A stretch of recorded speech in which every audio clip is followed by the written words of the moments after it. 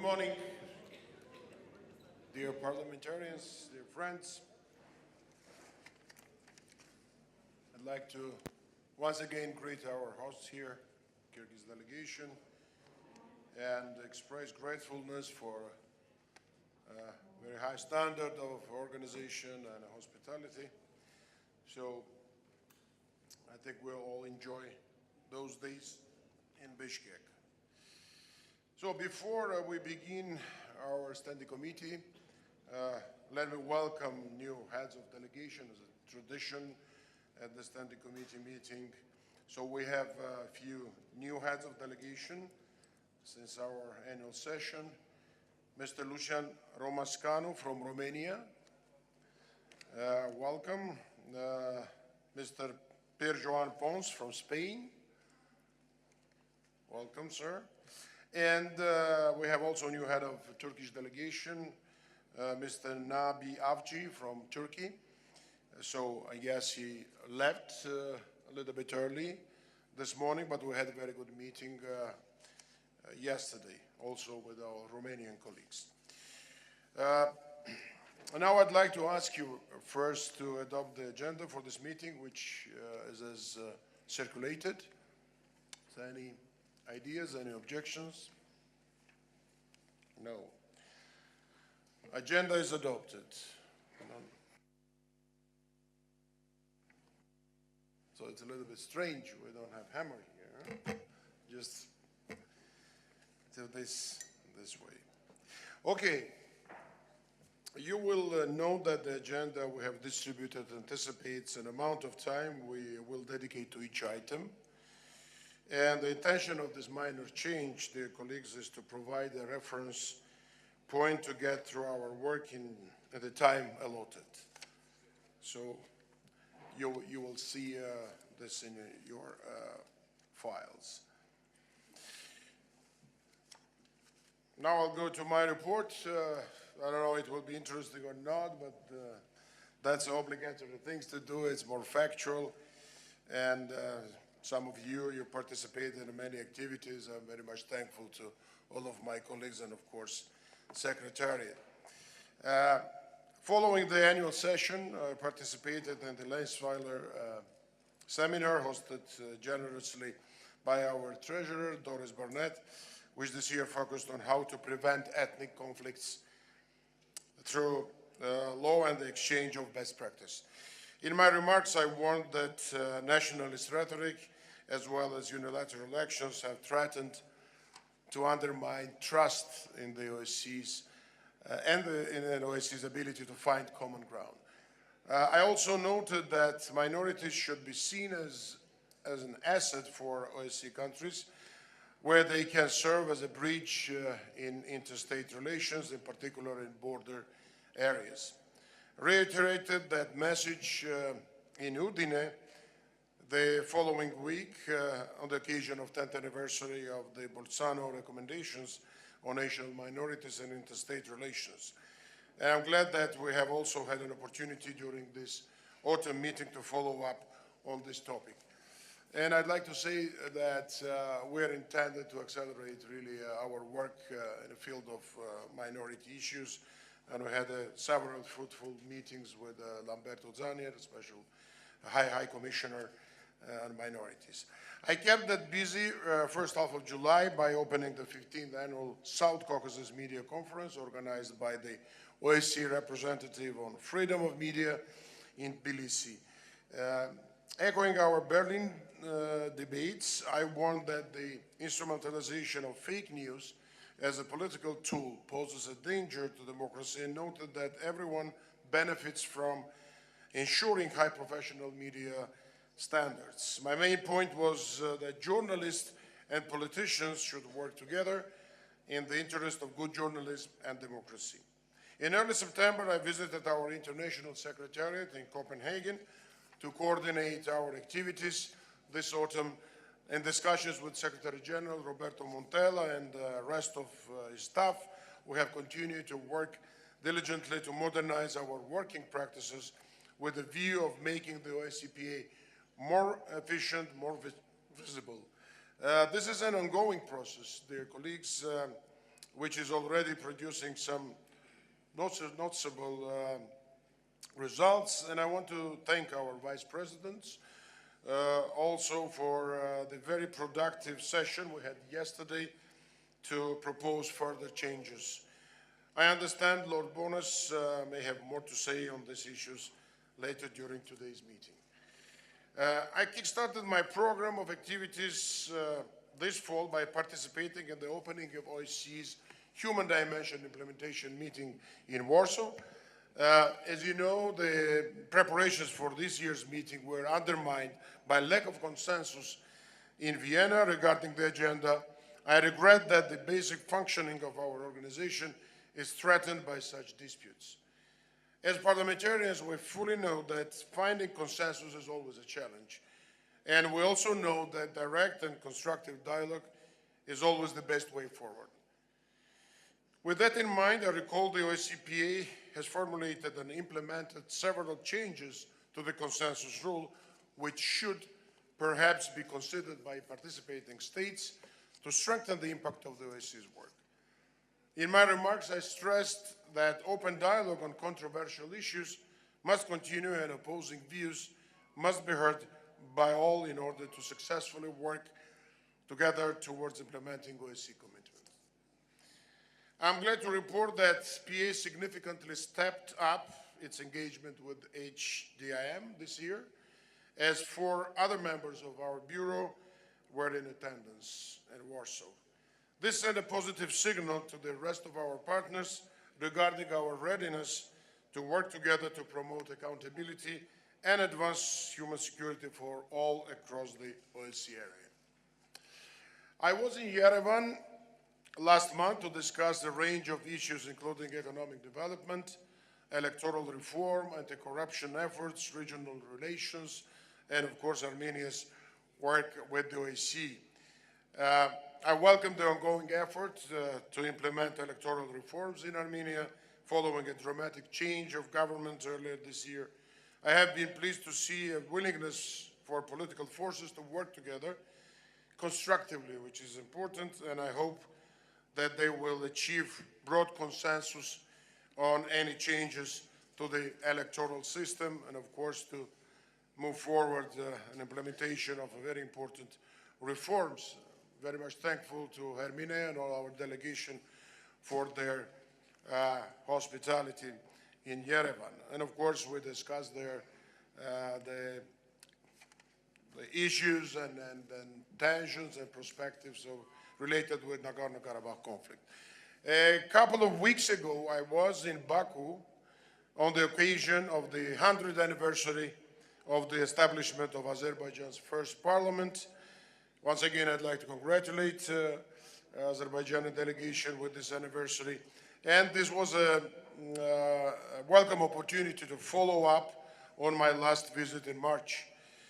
Both of these trips were useful to highlight our Assembly's continued engagement in South Caucasus region and discuss how parliamentary diplomacy can contribute to advancing peace in the region.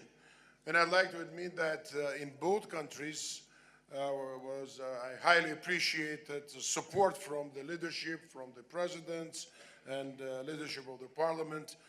Our activities and activities which really aiming at increasing impact of parliamentary democracy and parliamentary diplomacy. So I think we will continue in that way. Finally, I visited Rome to ensure close continued coordination with the Italian chairmanship in the run-up of the Ministerial Council meeting. In meetings with the chairperson in office, Foreign Minister Milanesi, and other high-level interlocutors, I welcomed Italy's leadership on addressing our most pressing challenges. I also emphasized the importance of overcoming differences, building on shared needs and experiences, and restoring a strong commitment to multilateralism. I noted the important role played by Italy in promoting greater synergy between the parliamentary and governmental structures of our organization, which has been one of the concrete deliverables of this year's chairmanship. I'm happy to see here, not maybe today, but during our session here, really a big delegation, full-fledged delegation from Italy, and we're very much thankful to Italian Parliament and the Senate.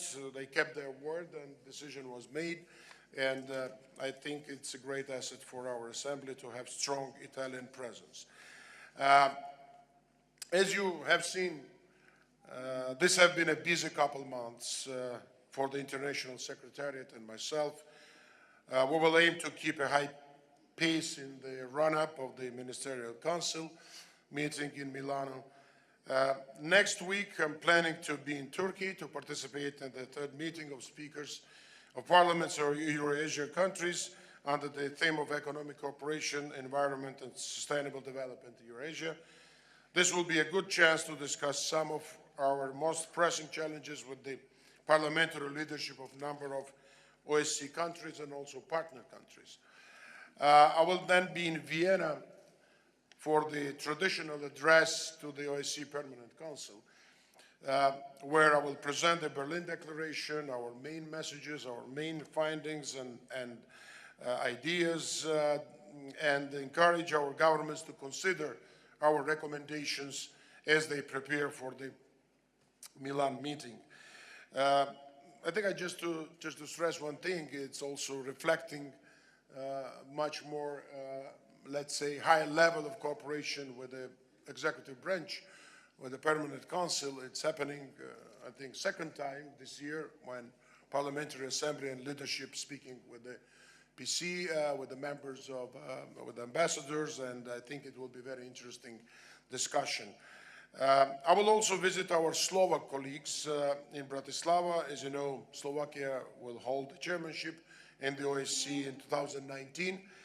I value this opportunity to continue this year's excellent cooperation with Italy to fully engage the OSCE Parliamentary Assembly with the work of the chairmanship to maximize our organization's impact.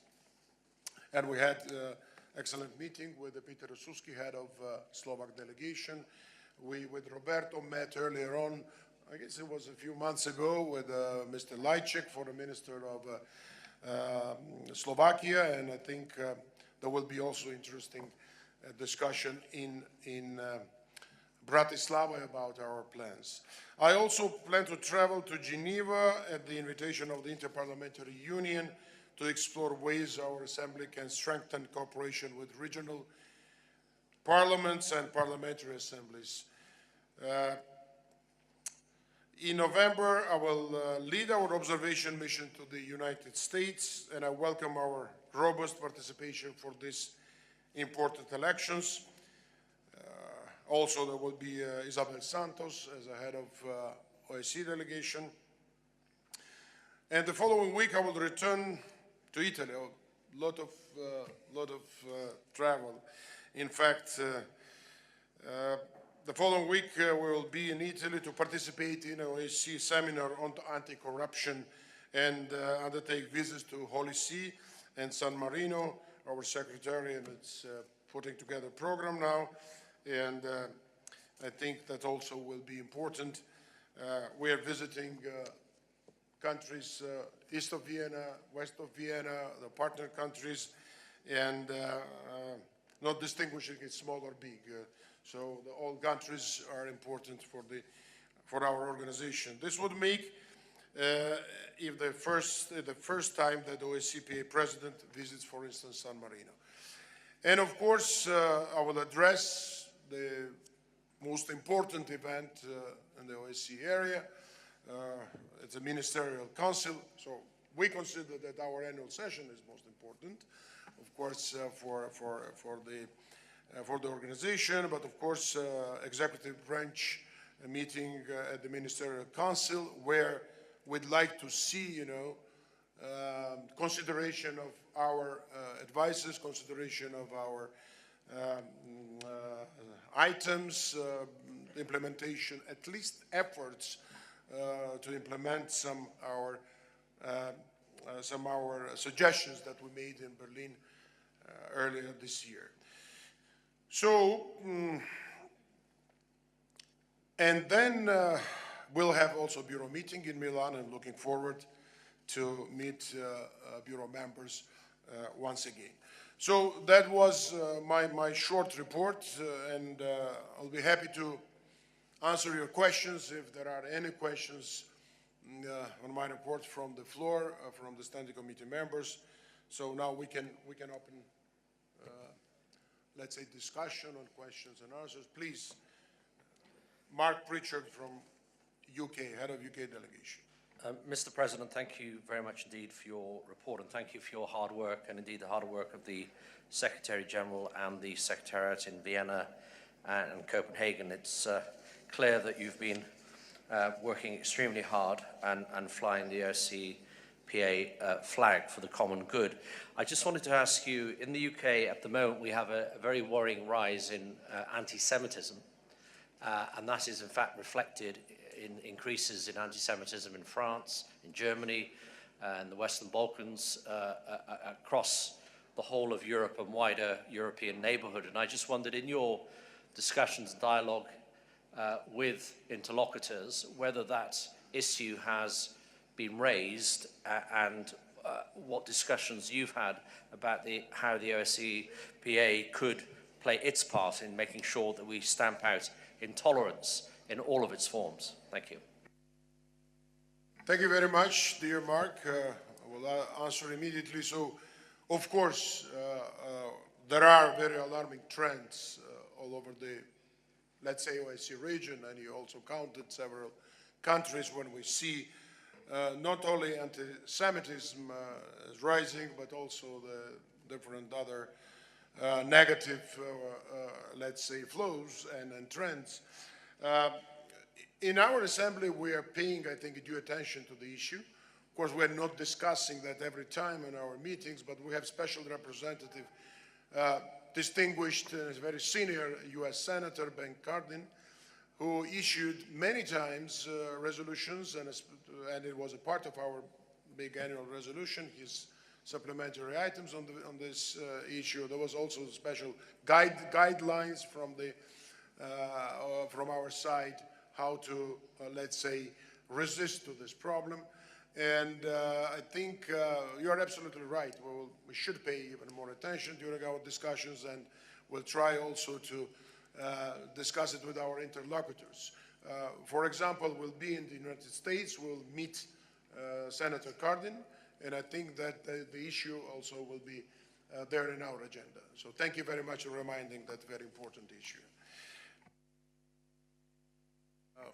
Please, as I believe. Thank you very much.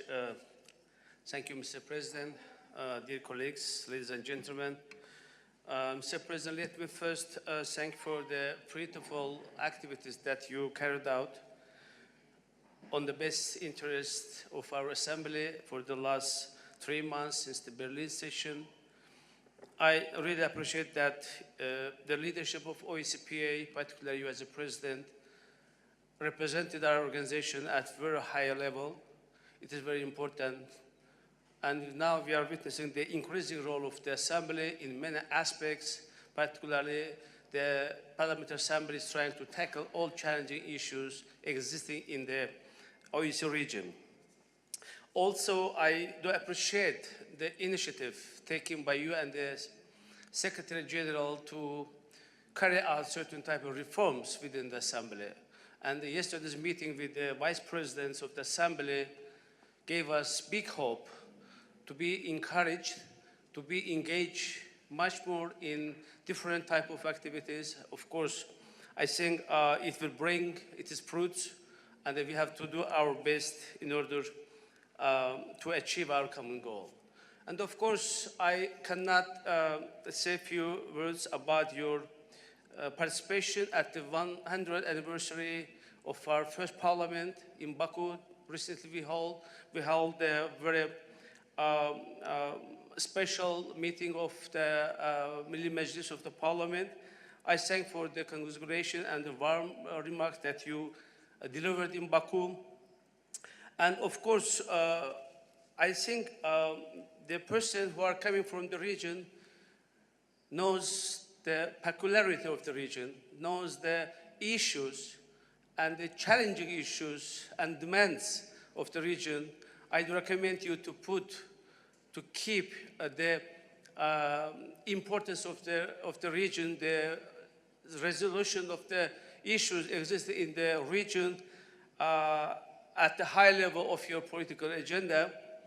And I hope that you will have several proposals, as I know that you are going to make some proposal and to engage some actors from the region for having such an idea or some clear picture over the resolution of Armenia-Azerbaijan Nagorno-Karabakh conflict. Maybe I will talk a little bit later on about that issue when we have the item for the international political issues. But indeed, of course, I again want to express my satisfaction with the work of the Assembly. I think we have to get united in the best interest of our Assembly to fulfill our common duties. Thank you, Mr. President.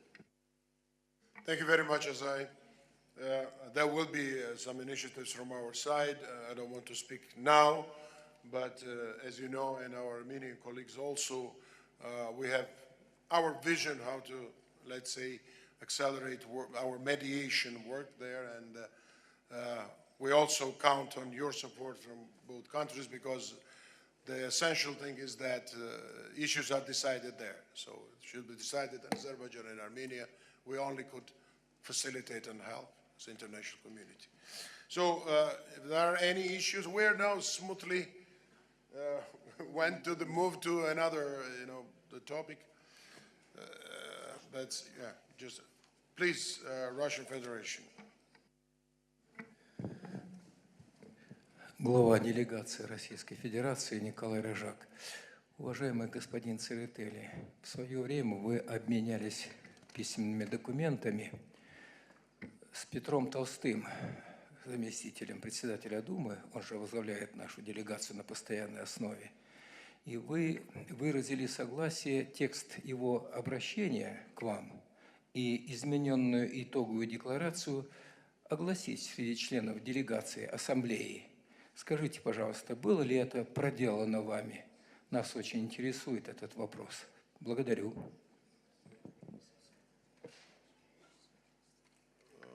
Спасибо за вопрос.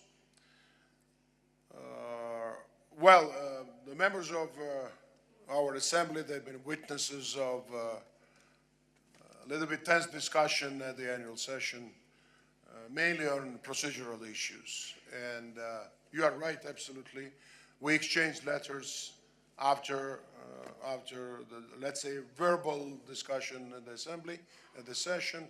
We exchanged letters, and it was my will and also will of Secretariat, first of all, to clarify from our side what was the issue and what could be a solution, and also express the will to follow that, let's say, objection or that proposal from a Russian delegation. And I think we are on that way at this moment. I can't understand well what does it mean to change declaration. We are adopted declaration in Berlin, but if you are talking about procedural things, to amend something or to make provisions more clear as far as they've been questioned, some parts of that specific provisions. So we are very positive with that.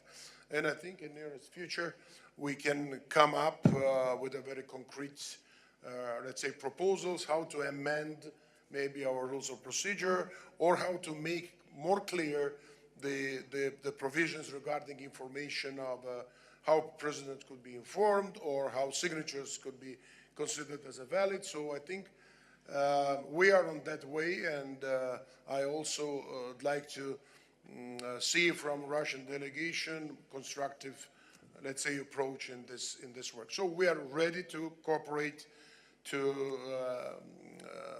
let's say, to change in the best possible way. I think that it was not any violation, but as far as you questioned that, we also consider that it needed more clarification, and we're working on this issue. Maybe is there anything? Okay. Please, Armenia. Thank you, Mr. Chair. Dear colleagues, we would like to thank Parliamentary Assembly President Mr. George Tsereteli for his comprehensive report and for your very important activity. We would like to thank the Secretary General Roberto Montella and other colleagues for their work. Dear colleagues, in September we hosted the Parliamentary Assembly delegation headed by the President in Armenia. This was the first visit of the Parliamentary Assembly President to Armenia in the last 7 years, which highlighted need for closer engagement with Armenia. Mr. Tsereteli had meetings with the Chairman of the National Assembly, delegation of Armenia in the OSCE and heads of political factions. Mr. Tsereteli was received by the President of Armenia and the Minister of Foreign Affairs. We had interesting discussions on the agenda of cooperation between Armenia and the Parliamentary Assembly.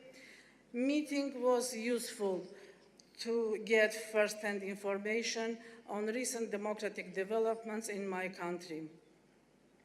Since the OSCE is a key organization responsible for promoting the security situation in the region, I want to express our concern that such visits could be an excellent opportunity to communicate with people on the ground and get first-hand information from the source about their visions in the perspective of conflict resolution and the organization of their future life, if such meetings would take place.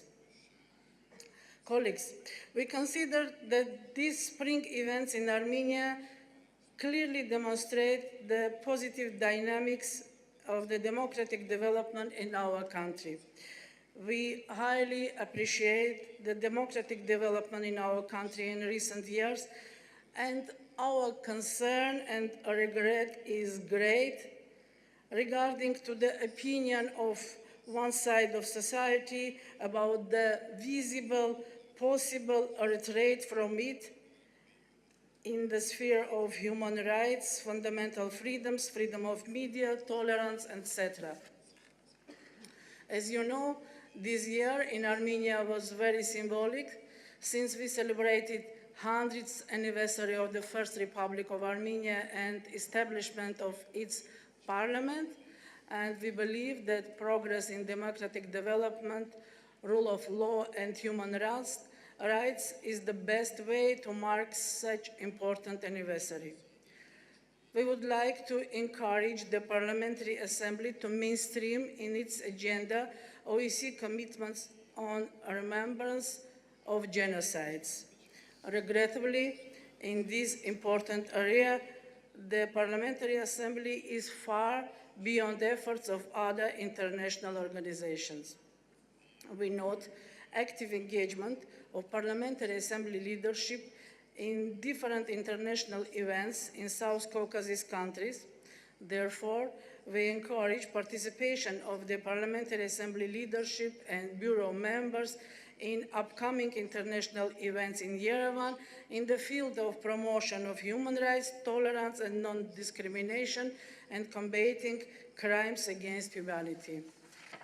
In conclusion, let me once again express our sincere gratitude to the hosts of our forum, to the Kyrgyz Republic for the high organization and warm welcome of this event.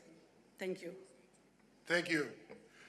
Dear Hermine, once again, thank you for good organization of our visit there. And of course, in 2 days visit, it was quite short.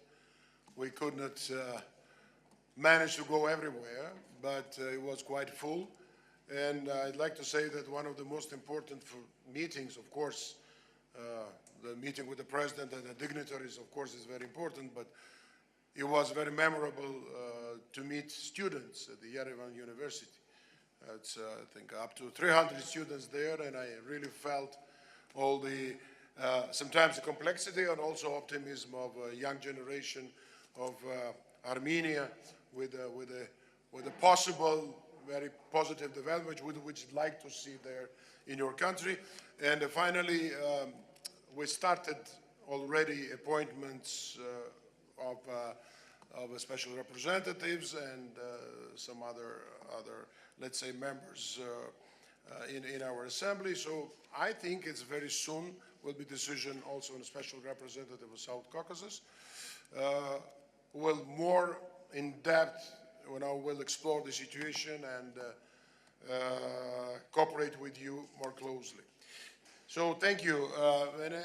Any other question on idea on current political affairs? Yeah, we already moved that. I announced that. Where is? Okay, please, Gerasimov, Ukraine. Thank you. Mr. Chairperson, dear colleagues, during its annual session in Berlin, our Parliamentary Assembly adopted the resolution again demanding Russia to stop its aggression against Ukraine, to stop human rights violation in the occupied territories, to restore respect to the Helsinki principles. Just like before, Russia totally ignores these calls of international community. We meet today after the announced plans of Moscow and the Russian occupation administration in Donetsk and Luhansk to hold illegal so-called elections in the occupied areas of Donbass. This would constitute a breach by Russia of its commitments under the Minsk agreements and significantly undermine their further implementation. Emboldened by the Kremlin position, the Russian armed formations in Donbass maintain hostilities along the contact line, with more and more Russian weapons and ammunition illegally crossing the Russian-Ukrainian border, as regularly registered by the Special Monitoring Mission. I drew attention yesterday to the newest top-secret Russian military equipment registered by SMM. Already 1 week after yet another school ceasefire was established, the SMM recorded armed violence reaching levels similar to the period prior to the recommitment to ceasefire. Minsk proscribed heavy weapons in violation of withdrawal lines, howitzers in the firing positions, additional weapons appearing for the first time in heavy weapon storage sites, covered tracks and freight wagons with contents not visible at the Russia-controlled segment of border. All these facts established by the SMM in the Russia-occupied territories of Ukraine represent a small fraction of the ongoing Russia's military activities in the sovereign territory of Ukraine. These military activities continue to pose serious humanitarian, socio-economic and environmental challenges for people living in a conflict zone on both sides of the contact line. The government of Ukraine undertakes concrete steps to alleviate the suffering of Ukrainian citizens whose lives were affected by the Russian aggression. Earlier in September, the Ukrainian part of Stanitsa-Luhanska entry-exit checkpoint was reconstructed, making it more secure and comfortable for thousands of people who cross it daily. Draft law on mine action was submitted to the Ukrainian parliament. Let me inform you that yesterday the Ukrainian parliament extended the validity until the end of 2019 the Donbass special status draft law. Again and again, Ukraine shows that we are reliable partners and fully commitment to the Minsk agreements. And what we see from Russian side? Zero. No ceasefire, no withdrawal of the weapons, no full release of the hostages. Unfortunately, zero. Thank you very much.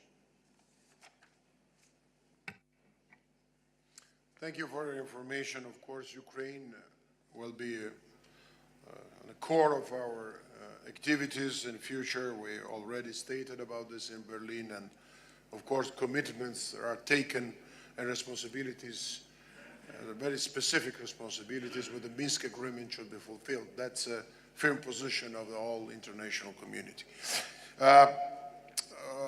Is there any other? Okay, thank you very much then. So just to consider that we had also the section of our agenda which relates with international political issues. If there, okay, there are you too. Okay, then 1, 2, and I will close the list. You? No. So 2 speakers, then it's finished. Azay Guliev and Margareta Nelen from thank you. Switzerland. Thank you, Mr. President. I think this is important and crucial for me to share with all of the standing committee members about the current situation on the negotiations over the Armenia-Azerbaijan Nagorno-Karabakh conflict. I'd like to share some of my concerns with you and, of course, to let you know what is the current state of the affairs. I would like to start from my regret that, in fact, unfortunately, negotiations over the conference resolution has been stopped. It is very unfortunate, and of course, we have to think about that, how we can motivate, how we can remove the point from the deadlock, and of course, achieve the desired result. The reason of that situation is the latest approach and the statements made by Armenian new leadership over the changing the format of the negotiations that has been established by the OSCE and its Minsk group. Unfortunately, the Armenian new leadership, particularly Prime Minister, attempting to engage to bring the separatist regime of Nagorno-Karabakh to the negotiation table as an independent party, which is not acceptable. Maybe some of you have heard about that statement. Why it is unacceptable, even more dangerous, because if we start to change, as I already mentioned, established format of Minsk co-chairs, it did not bring any good results. It is unacceptable because there are two sides of conflict, Armenia and Azerbaijan. As you know that it was agreed in 1992 in Helsinki, because in fact there is the country who occupies territory of another one, and this occupation is continuing nowadays. This is why I think that the altering the already established format could bring undesirable result, and of course could also completely disrupt and stop the negotiation process. This is why we have to be very careful on that issue, of course, and also we have to understand that Nagorno-Karabakh, the population of Nagorno-Karabakh should or must participate at the negotiations only after the occupation of the 7 surrounding regions of Azerbaijan. Because the people have to come back, return back to their place of origin. After that, the both community, Armenian and Azerbaijanis living in Nagorno-Karabakh, of course, have eligible right to participate in decision-making process, which could bring the final legal status of the region. Another important issue, Mr. President, I'd like to bring to your attention is that the name of the conflict and a certain type of manipulation over that issue. Some of our experts call this conflict as conflict in Nagorno-Karabakh, which is not correct according to my understanding, because we don't have the case only with Nagorno-Karabakh. As you know, apart from Nagorno-Karabakh, 7 surrounding regions, Jabrayil, Agdam, Fizuli, Kalbajar, Jabrayil, Gubatlı, Laçın, and others have been occupied. If you look at the picture, these 7 surrounding regions' territory 4 times more than territory of Nagorno-Karabakh. The population who have been forcibly displaced from that area 6 times more than population in Nagorno-Karabakh. We shouldn't be silent to the fate of those people. This is why I do believe that this issue also should be on the high agenda of our assembly. I really hope that, Mr. President, after appointment of the new representative for South Caucasus, this matter, this issue could be timely and appropriately handled and addressed by the special representatives. At the conclusion, I'd like to reiterate that Armenian political leadership has to keep in mind that there is no perspective of keeping territories of Azerbaijan for a long time. I think it doesn't bring any peace, any prosperity, neither to Armenia nor any country existing in the region. I call Armenian leadership to be constructive on the negotiation and, of course, to uphold its commitments taken under the framework of international legal norms and international law. I think this is the general view and the general framework, also supported by the United Nations Security Council, as well as the Helsinki principles. This conflict should be resolved based on the territorial integrity and sovereignty of the states, particularly of Azerbaijan, which was enshrined in the Helsinki Declaration that we adopted in 2015. As you may know, this declaration clearly says that how this conflict existed in Ukraine, Moldova, Georgia, Azerbaijan should be resolved. Thank you, Mr. President. So as I anticipated, of course, there will be a request from the floor from Armenian delegation. There will be only one exception in this case because of sensitivity of this issue and maybe just a short intervention. But if you'd like, Margareta, you can speak now or afterwards. After. Okay, now the short, Hermine, please. Господин председатель, а что-то Азаев, нашего коллегу, вы не просили говорить коротко. Это у вас правило коротко, времени не хватает только для меня. Тем не менее, я думаю, во всем мире давно уже столько раз мы говорили, что всем должно было быть ясно. Вопрос Нагорного Карабаха – это не вопрос территории, это вопрос права народа, который живет на этой земле, для того, чтобы этот народ сам решал свою судьбу. Сам решал свою судьбу на основе тех принципов, которые приняты международным правом, которые являются одним из равноправных принципов Хельсинского акта о праве народа на самоопределение. Некоторым товарищам это никак не понять.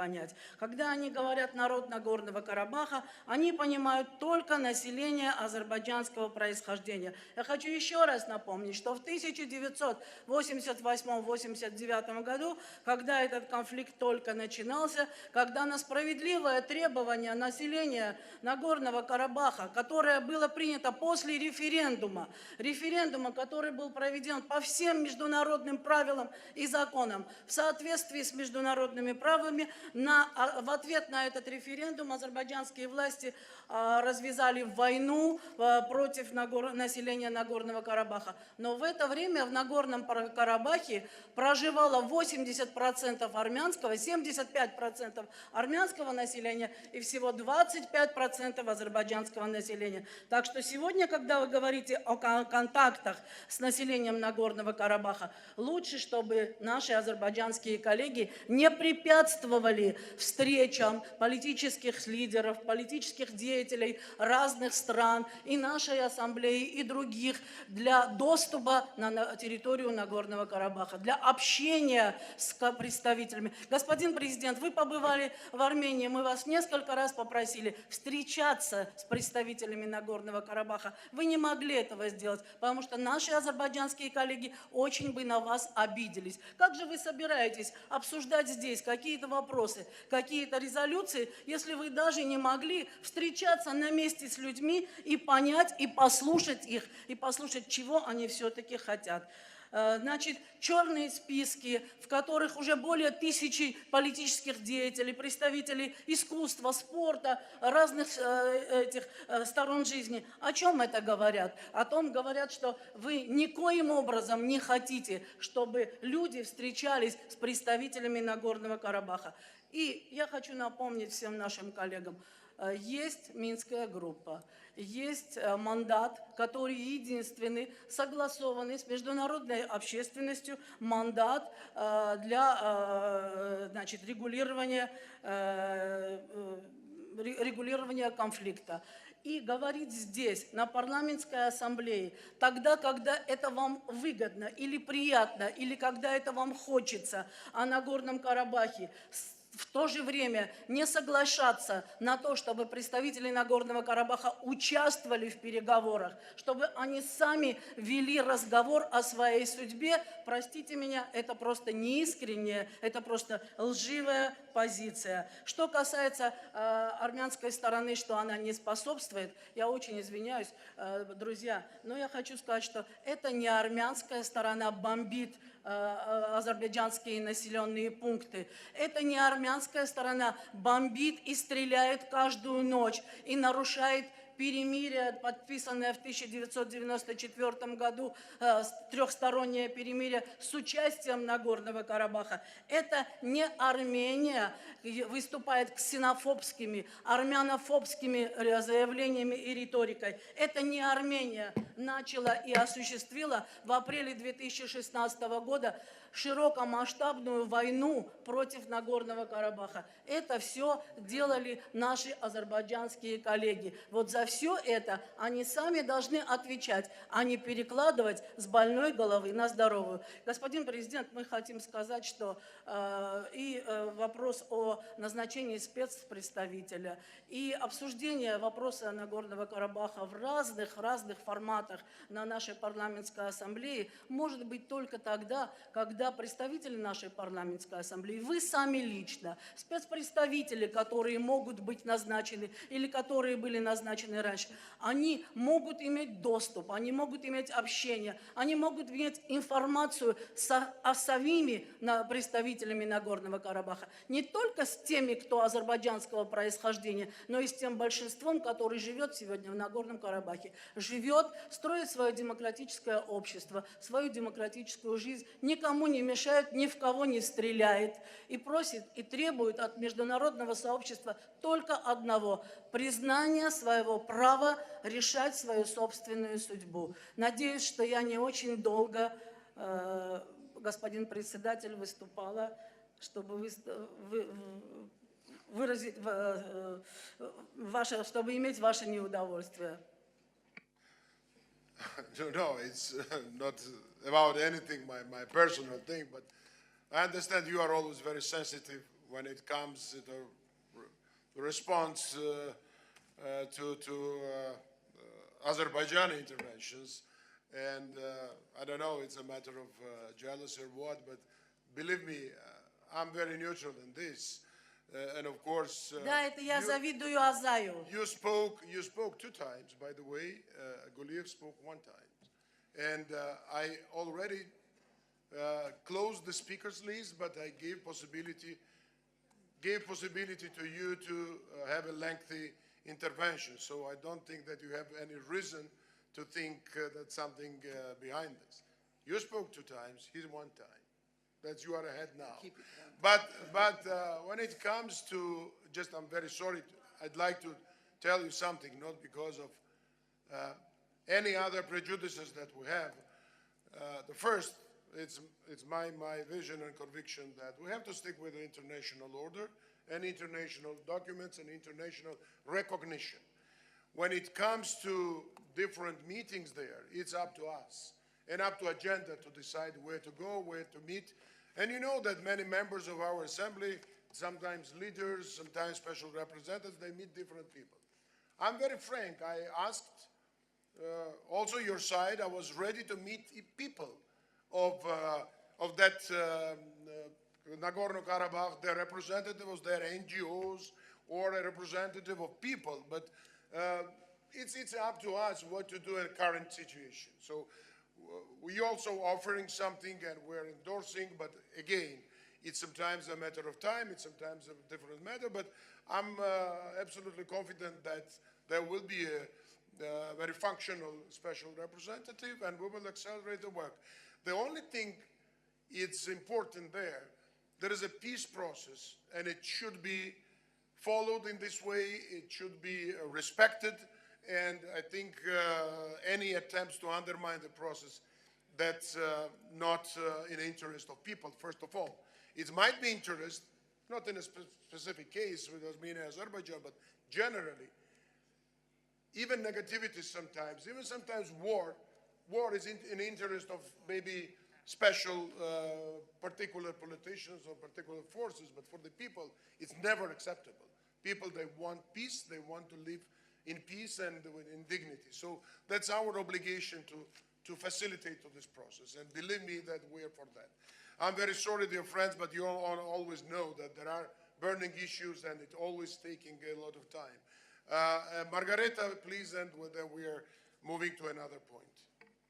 Merci beaucoup, Monsieur le Président. Chers et chers collègues, la délégation suisse s'inquiète beaucoup de la montée du populisme et du nationalisme, phénomène inquiétant auquel nous devons faire face dans l'espace OSCE, certainement. Qu'on me comprenne bien, je ne veux pas parler ici du patriotisme sain, témoignant de l'attachement national légitime que toute politicienne et politicien a pour son pays. Je veux parler des idées véhiculant la haine, la xénophobie et l'égoïsme national qui sont relayés à travers de discours populistes, du nationalisme exacerbé.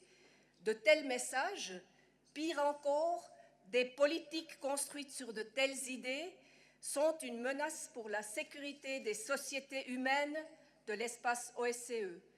Ces idées, chers et chers collègues, nous ramènent tout droit dans l'Europe des années 30 et ne constituent nullement un moyen de faire face aux défis transnationaux globaux qui caractérisent le XXIe siècle, climat, nucléaire et j'en passe.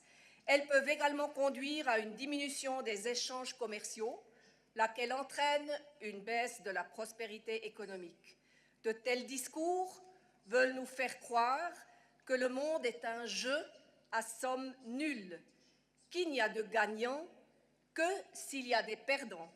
Or, ce que l'on constate, c'est que ces réponses politiques ne sont guère à même de proposer des solutions concrètes à des défis qui, par nature, dépassent les frontières nationales et ne peuvent donc être abordés que sur la base de la coopération entre États et dans un cadre multilatéral fort, permettant l'élaboration de règles de gouvernance globale. Tous les États sont gagnants lorsque les autres sont perçus comme partenaires potentiels et non comme des concurrents, voire des ennemis, ce qu'on entend de nos jours. Tous les États sont plus forts si la situation internationale est plus stable. La prospérité et la réussite des uns doit engendrer celle d'un plus grand nombre. La coopération ne crée que des gagnants et non des perdants. Le dialogue et la coopération sont pour nous la seule solution pour définir les axes de la gouvernance mondiale de demain, dont les valeurs doivent être la tolérance et l'ouverture plutôt que la discrimination et le repli sur soi. N'oublions pas les leçons que l'histoire, pas si éloignée, nous a enseignées. Le populisme est une illusion et le nationalisme un danger, donnant libre cours au développement d'idéologies extrémistes qui conduisent inévitablement, et je répète, inévitablement à la guerre. Les innombrables monuments de guerre qu'on trouve des Pyrénées jusqu'à Moscou en témoignent. Je souhaite, dans le cadre de l'exercice de la présidence de la 3e commission que j'ai l'honneur d'exercer, pouvoir revenir régulièrement sur cette thématique qui me tient à cœur. Et certainement, Monsieur le Président, vous, dans votre fonction très estimée, vous avez aussi développé des idées et des stratégies pour prévenir et pour discuter et jalonner ce problème. Je vous en remercie.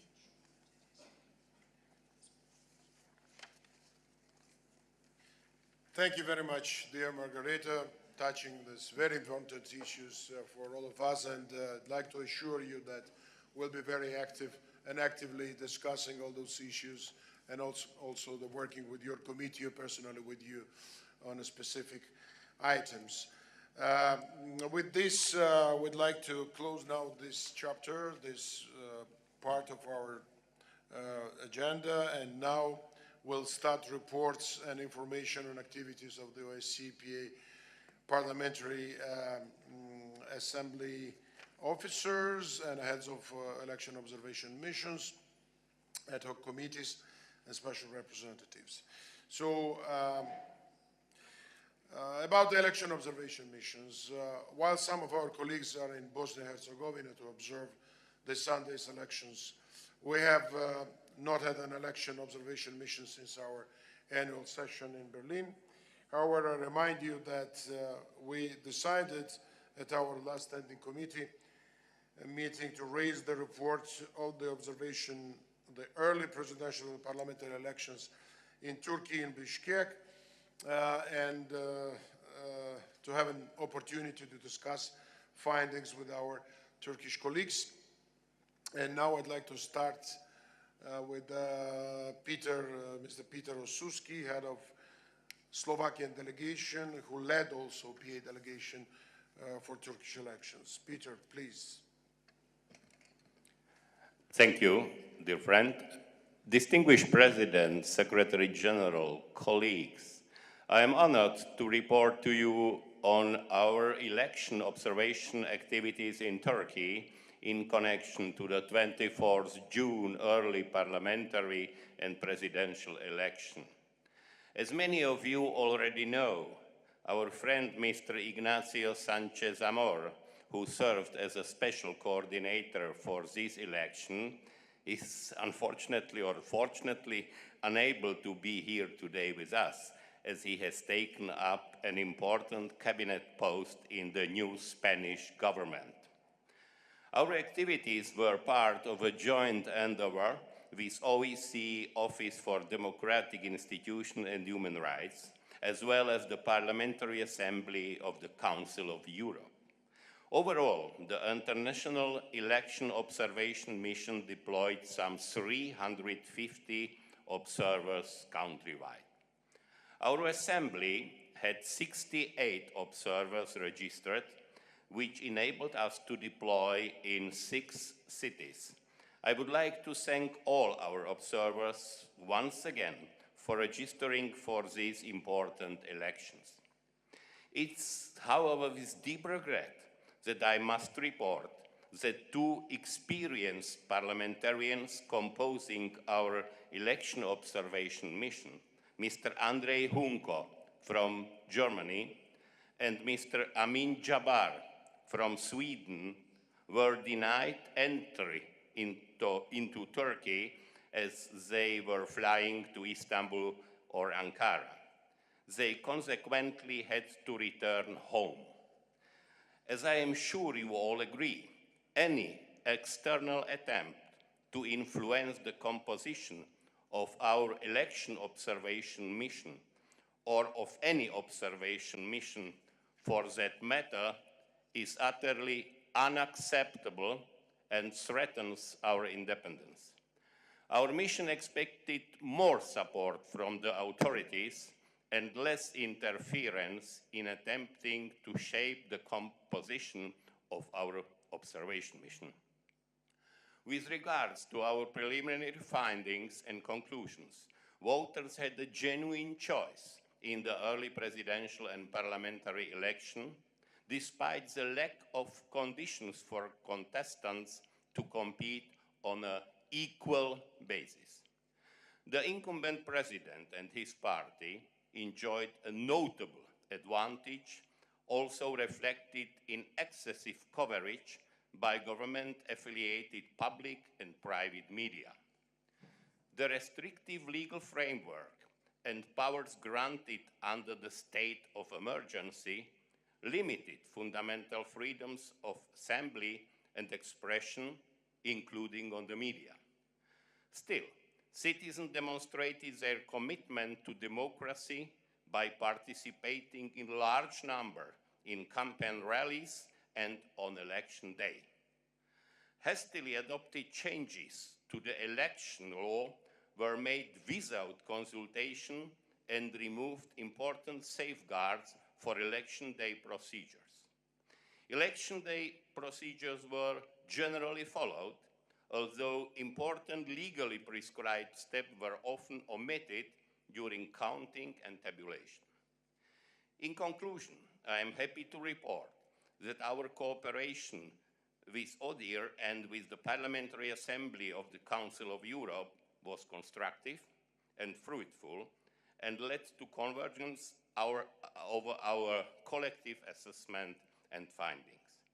I sincerely hope that Turkey will make the best use of our observation, conclusions, and recommendations which we have delivered in good faith and with full respect and solidarity for Turkey's institution and population. At the end, I would like to add one remark. I am since many years friend of Turkey and of citizens of Turkey. And of course, the winners of election could see proud on the 50% of Turkish citizens standing behind them. But they still need to keep in mind that there are another 50% who wish something else. So in each step they will do, they should keep the second half of the citizen in mind. Thank you. Thank you very much, dear Peter. And of course, Sanchez Amor for this effort. I think that there's a request from the floor. The Turkish delegation wants, naturally, please. Thank you. Thank you, Chair. We believe the OSCE practice of election observation mission is useful. We benefit from the recommendation of election observation missions, including those concerning Turkey. We have examined the report of the 24 June elections, both as the positions and ruling parties. Naturally, while the two sides have differences in the opinion, we believe the ruling party will take these recommendations into consideration at the next elections. Despite the elections being under the state of emergency conditions, as well as what might be considered as unfair allocation of resources and media coverage, which we criticized, as well as the 10% threshold mentioned in the report. The choices of our people resulted in the parliament in a parliamentary composition that represents 98% of the Turkish electorate under the electorate. Under 8 political parties, additionally, it is also noting that a very high turnout of 86% is a clear indication of our people's confidence and dedication to democracy. With regard to the denial of the accreditation to some mission observers, we do not see it right for individuals who sympathize with terror organizations openly, including to social media, to take part in the missions. The inclusion of the individuals who display prejudice towards the country the missions take place will only harm the objectivity and the credibility of the OSCE election observation missions. Incidentally, we also notice some methodological shortcoming in other election observation missions. The implementation of the objective methodology and refraining from the generalization based on unconfirmed or isolated case would obviously improve the effectiveness of such mission and will contribute to the reliability and credibility of the OSCE. Thank you. Thank you very much. I think that's a very right approach, and we discussed it also in depth yesterday with the Turkish delegation. The approach to be constructive, to take, you know, all the important notes and recommendations from our Parliamentary Assembly Observation Mission, also institutions, and it's the only way. We'd like to thank our Turkish partners for this approach, for this constructiveness, and the readiness to work together.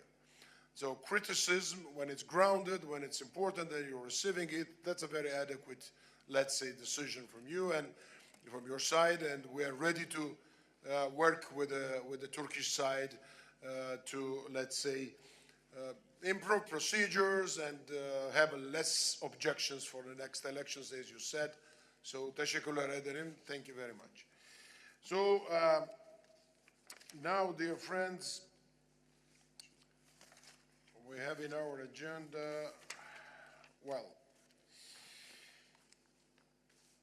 there's no other comments on Turkish, on the report of Peter Osuski?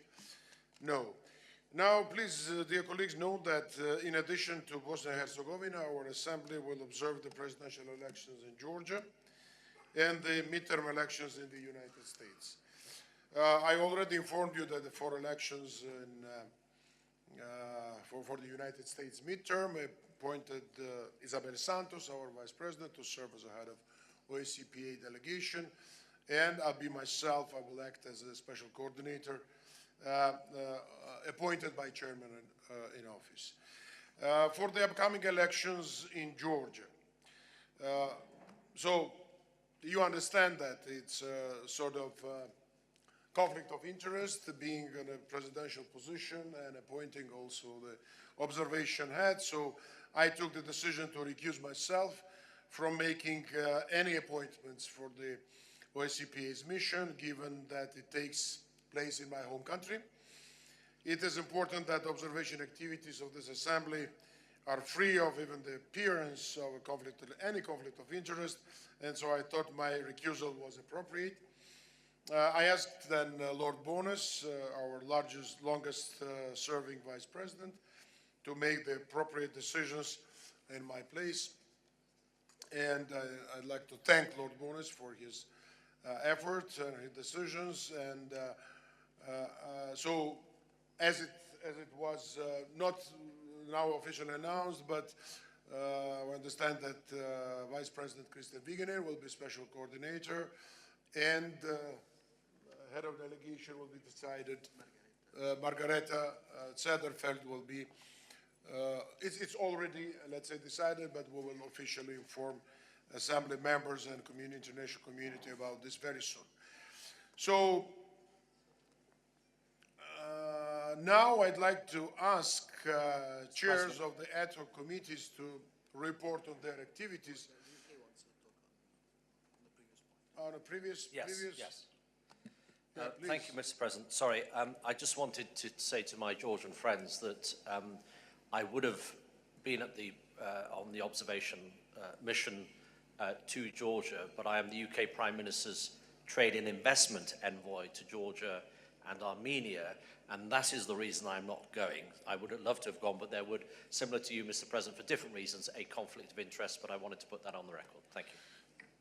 Thank you very much, Mark, for this short but very important remark. It reflects our intention really to be very precise with all of activities when it comes to observation mission, and to keep our integrity and know any sign of any even petty conflict of interest, even it's not maybe that the big one, as you said, but we very much appreciate that. We appreciate that very much. So I would like to ask the Standing Committee to consider several proposals regarding the work of our ad hoc committees. First, as announced in Berlin, I think it is time that we reconsider the relevance of some groups which have been inactive for quite some time. For instance, the ad hoc committee on strengthening OSCE engagement through transparency and reform, which last met in 2014. So I think we already very naturally replaced it with this group, which led by Lord Bonus and some of us and vice presidents also involved in the process. So if you agree, we will then, let's say, abolish this. The working group on Belarus whose responsibilities have been overtaken by the Special Representative on Eastern Europe. The parliamentary team on Moldova, whose field of action has also been split between several special representatives, including Eastern Europe, and of course on mediation. I think that we have to be more engaged in Moldova to take into consideration recent developments there. And I think also we'll have a new representative in Eastern Europe, so that will be his task or her task to be more let's say, active with Moldova government, with Moldova society.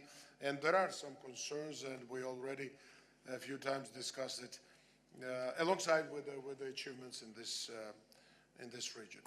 I therefore propose that we officially terminate these ad hoc committees, given that their activities have effectively already terminated some of them terminated several years ago. Is there any objection? No, that decision is already made. So secondly, I would like to give more precision regarding appointments to join our ad hoc committees. I think that their composition remains relevant today, and I myself will continue to appoint membership based on the actual needs of the committees. Of course, we appreciate that many members, they like to be more active in the special committees, but it should be a ground for that, and special interest and also need of committees I told you. But in any case, we're ready from myself, from the leadership and the secretariat to accommodate any needs of our members to fully, let's say, utilize the huge expertise that we have in our assembly. Also, please note that we will hear from Lord Bonas as a point 5 in our agenda, that Mr. Landry also being absent, and we will hear that report at our next meeting in Vienna. Now I'd like to ask Ms. Sofia Katsarava, Vice Chair of our Ad Hoc Committee on Counterterrorism, to present report. Please, dear Sofia, floor is yours. Thank you, Mr. President, Mr. Secretary General, dear colleagues. As Vice Chair of the Ad Hoc Committee on Countering Terrorism, I'm honored to present a brief report on behalf of Chair Voridis. Unfortunately, he is not here, as he is currently serving as the Special Coordinator of Observation Mission in Bosnia and Herzegovina, so I take the opportunity to convey you his best wishes for the autumn session. During the PA annual session in Berlin, the CCT held its third official meeting, which has proved instrumental to take stock of the work done so far and to set the way for future endeavors. Moreover, the adoption of a very comprehensive resolution on preventing and countering terrorism and VRLT, which we are promoting before relevant stakeholders and partners, provides a solid framework for our future efforts. Thanks to its strong emphasis on endorsing a whole-of-society approach in our counter-terrorism work, the resolution represents a good example of strategic convergence between the OSCE parliamentary and executive structures and paves the ground to more cooperation opportunities. Ultimately, we have successfully placed the OSCE at the very front in these fields, bringing visibility to our assembly. Building on these achievements, the CCT decided to officially launch a concrete initiative aimed at improving the security of our citizens in close coordination with the OSCE executive structures. In essence, we are encouraging our parliamentarians to officially question their respective governments on the level of implementation of counter-terrorism commitments on border security and information sharing, in particular those enshrined in the landmark UN Security Council Resolution 2396. In asking our members to exercise their institutional oversight functions, we would like to support the work of our governments in this challenging area, while also striving to identify good practices and needs for more technical assistance in the OSCE region. This is why the President and Chair Voridis explicitly sought your engagement in their recent letter dated 28 September this year. If successful, this approach could be replicated in other areas of action of the PA, thus contributing to make our work more operational and relevant. We count on your personal support. Concerning partnerships, experts, events, and official visits, the CCT remains very active and engaged. First and foremost, we are continuing to work coordinated with the OSCE decision-making bodies and executive structures to add value on important issues such as border security, foreign terrorist fighters, and VRLT. Notably, on 17th and 18th October, our member Fatmin Mediu will take part in Tirana in an event organized by the OSCE on supporting the role of civil society in preventing and countering violent extremism and radicalization that lead to terrorism, a focus on southeastern Europe. On the 1st and 2nd November, representatives of the OSCE PA Secretariat will attend in Vienna a seminar organized by the OSCE Transnational Threats Department on passenger data exchange. The event will focus on helping states to better understand the international obligations related to border management included in UNSCR 2396, and it will be a great opportunity to present and promote the CCT initiative I mentioned before. On the 12th November, Chair Voridis will be in Vienna to address for the second time this year the OSCE Security Committee. He will introduce our counter-terrorism resolution adopted in Berlin and kick off official negotiations on ministerial decision on foreign terrorist fighters. We are very happy to contribute to this process and inspire possible governmental outcomes in this field.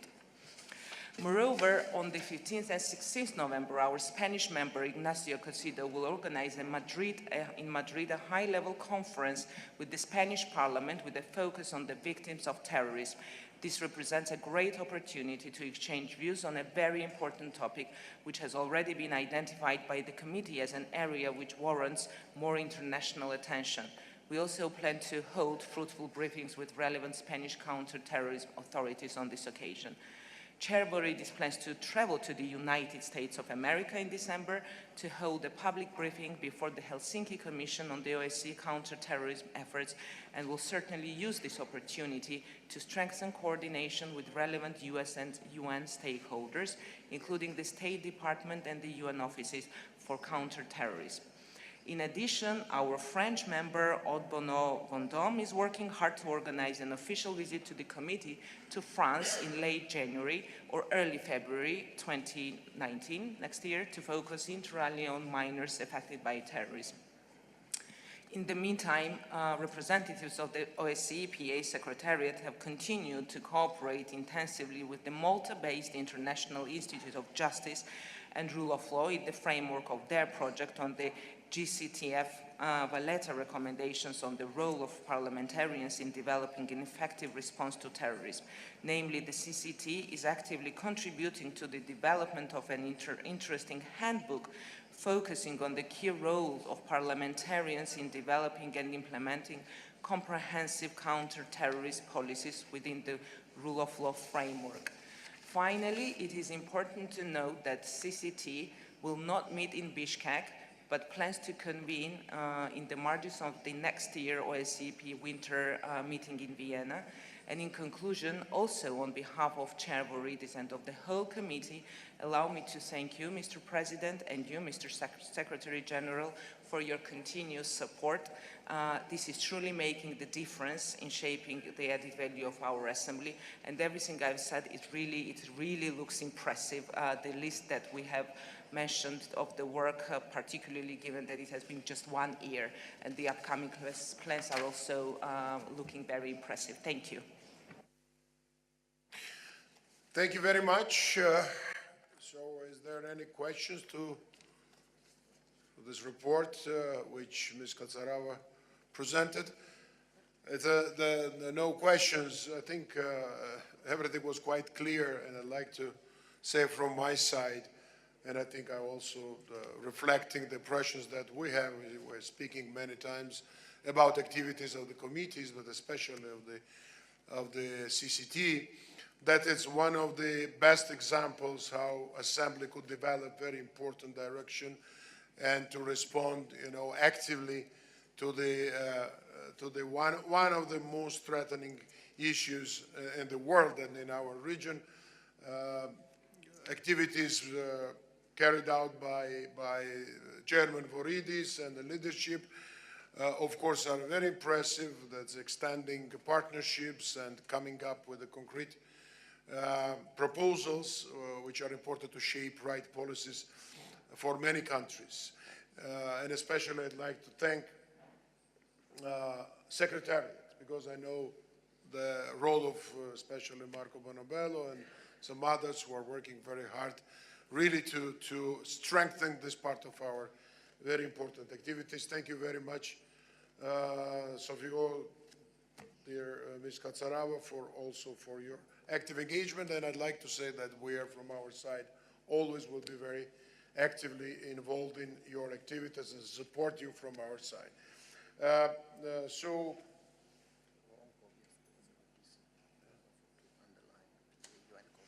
Yeah, but just Roberto, our Secretary General, just told me that yesterday Mr. Voronkov spoke at the PC and also mentioned boldly about our activities in our Parliamentary Assembly.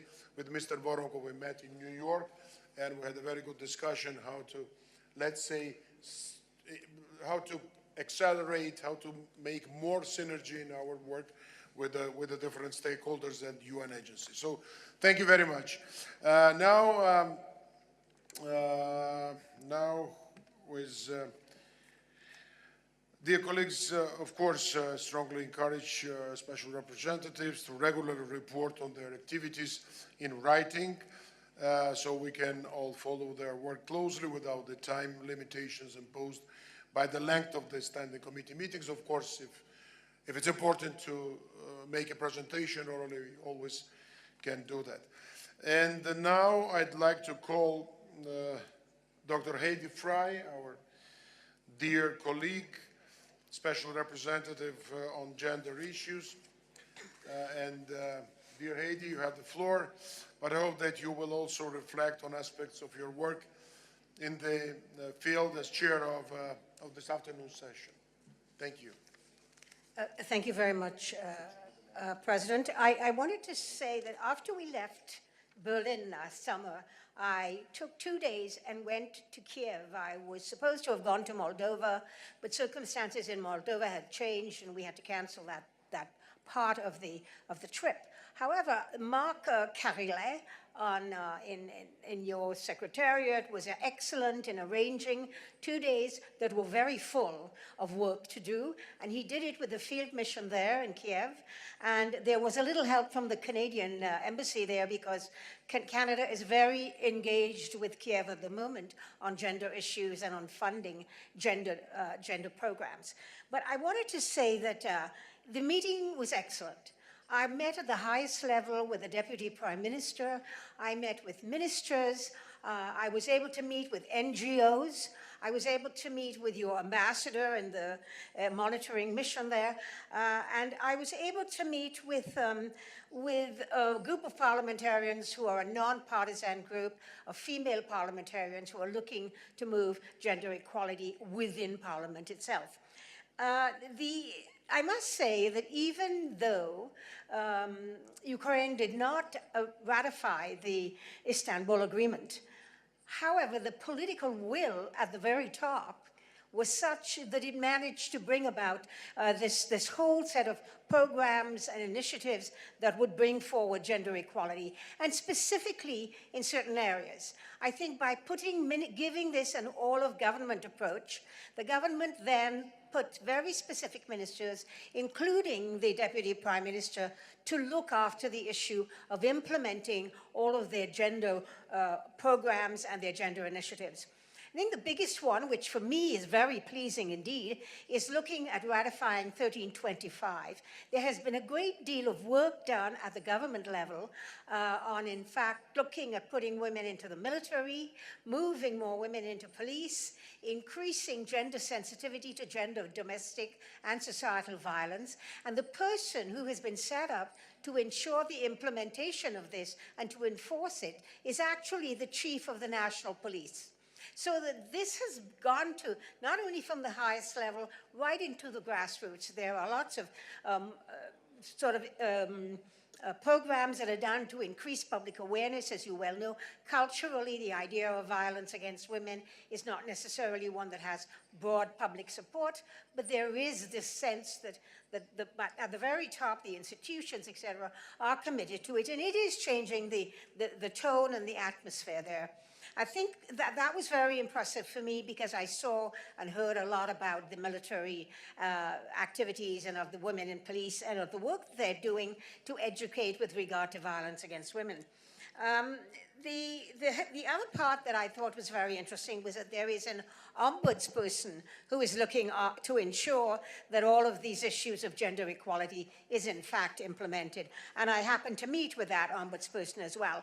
There is cohesive action going on in the ministers, the deputy prime minister, the ombudswoman, the people at all levels, including with international groups such as Canada. They're all working together so that there is this kind of cohesive and comprehensive look at the problem so that it doesn't actually fall between the cracks. I think one of the things that I noted very much is that there are some things that the Deputy Prime Minister herself is moving forward in, and one that is, again, ensuring that women get equal opportunity for work, equal pay for work, equal value, and activities in terms of getting training for work, but also in increasing the number of men who are taking paternity leave within the government, because there is a new paternity leave initiative there.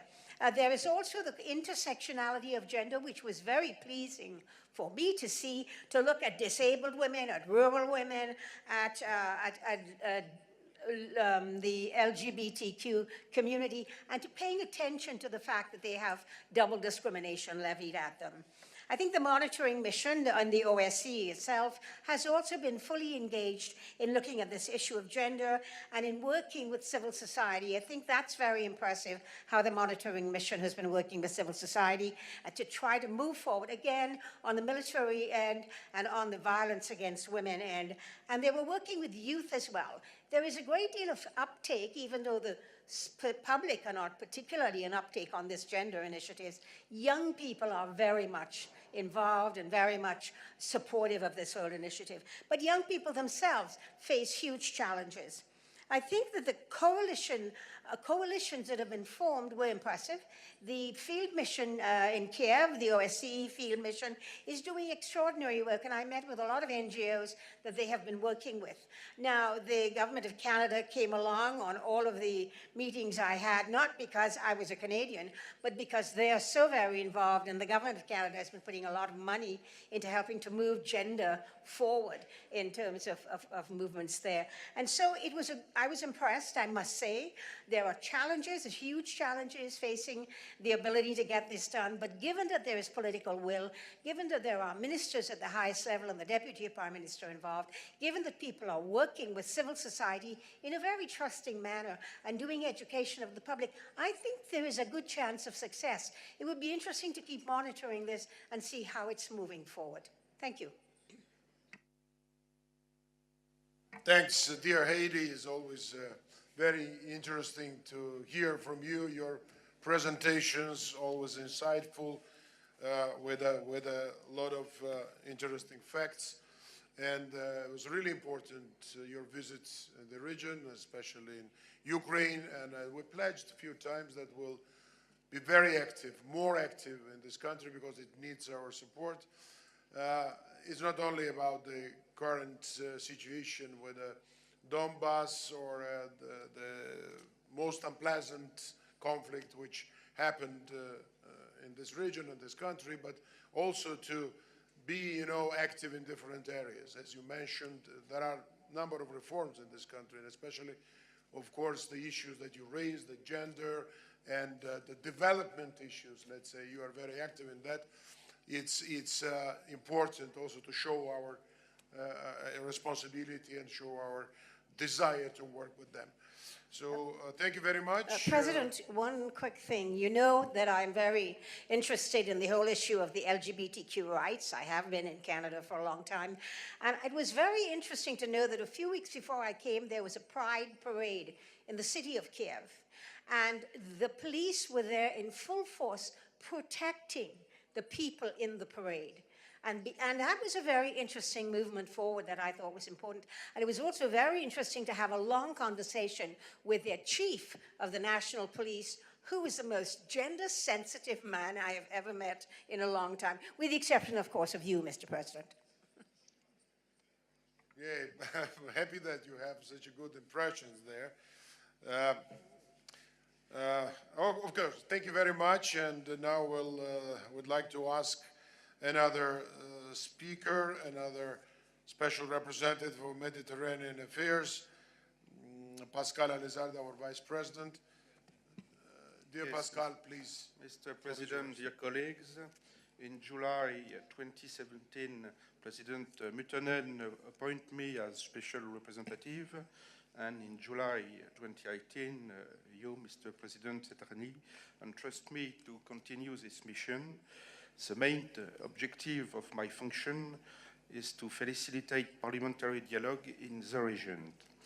My mandate also includes enhancing the Mediterranean dimension of the Assembly's work, given that European security is directly linked to security and stability in the Mediterranean region. Maintaining also contact with the Mediterranean partner for cooperation and participating in events related to supporting this relation. Encouraging meetings and exchange with the contact group with the Mediterranean partner, participating in the OSCE annual Mediterranean conference on behalf of the Assembly, and conducting ad hoc visits when possible to Mediterranean partner countries. Considering ways to strengthen this role and considering instruments for stimulating the organization of a Mediterranean forum under the auspice of the OSCE Parliamentary Assembly. I think we have a good meeting yesterday afternoon and a very interesting exchange between Mediterranean partners, and reporting regularly on development in the region, including on opportunities for improved cooperation. My activities since the annual session in Berlin: I visit the Kingdom of Morocco following an invitation from the President of the Senate of Morocco. This visit took place 3 weeks ago in Rabat and Tanger, with the close collaboration of Senator El Bakouri, head of the Moroccan delegation to the OSCE, and Senator El Hams. I was joined also in this endeavor by Senator Jean Bizet, chairman of the French Senate European Affairs Committee and European member of the OSCE PA. Discussions were initiated as a follow-up to the thematic visit to Rabat that the OSCE PA did in October 2017, and to the Moroccan visit to Paris of June 2018. In Rabat, Senator Bizet and I held a series of meetings, including with Prime Minister Dr. Elliot Omtmani and Minister of Finance, Minister of Foreign Affairs, and Minister of International Trade. Topics such as migratory challenges, economic developments, Moroccan relations with Europe, and the need for increased cooperation in the Mediterranean region, as well as the role of the OSCE in this framework, were discussed. The Moroccan contribution to the OSCE PA by offering to host in the 2019 autumn meeting in Marrakesh was highly appreciated. Two other topics was also discussed: status of Western Sahara and fishing of the coast of Morocco. Our colleagues need our support for these two topics.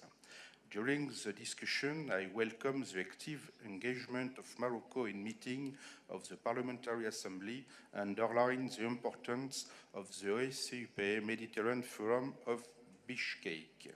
Future step, I intend to undertake a field to visit Tunisia in the nearest possible future, and I will be actively engaging in the Mediterranean Conference in Malaga in few weeks. I will also pursue contact I already established with Egypt, Algeria, and Israel.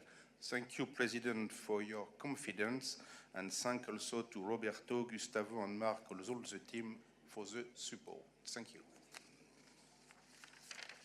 Thank you, dear Pascal. Thank you for your really dedication to this issue of Mediterranean to the region, and you're very active in this field. We all heard your report, interesting, and then thank you chairing yesterday our Mediterranean Forum. And once again, I'd like to welcome our friends from Morocco. There have been delegations from Algeria, from Israel. We had a bilateral meetings, and we really looking forward to have even more contacts, even more purposeful, let's say, engagement in the region, as far as Mediterranean is one of the main priorities now for Europe. So in Rome, we discussed with the chairmanship also the issue of contacts with the Mediterranean, and it's appreciated what the Parliamentary Assembly is doing, especially through your portfolio, your mandate. So wish you all the luck and success.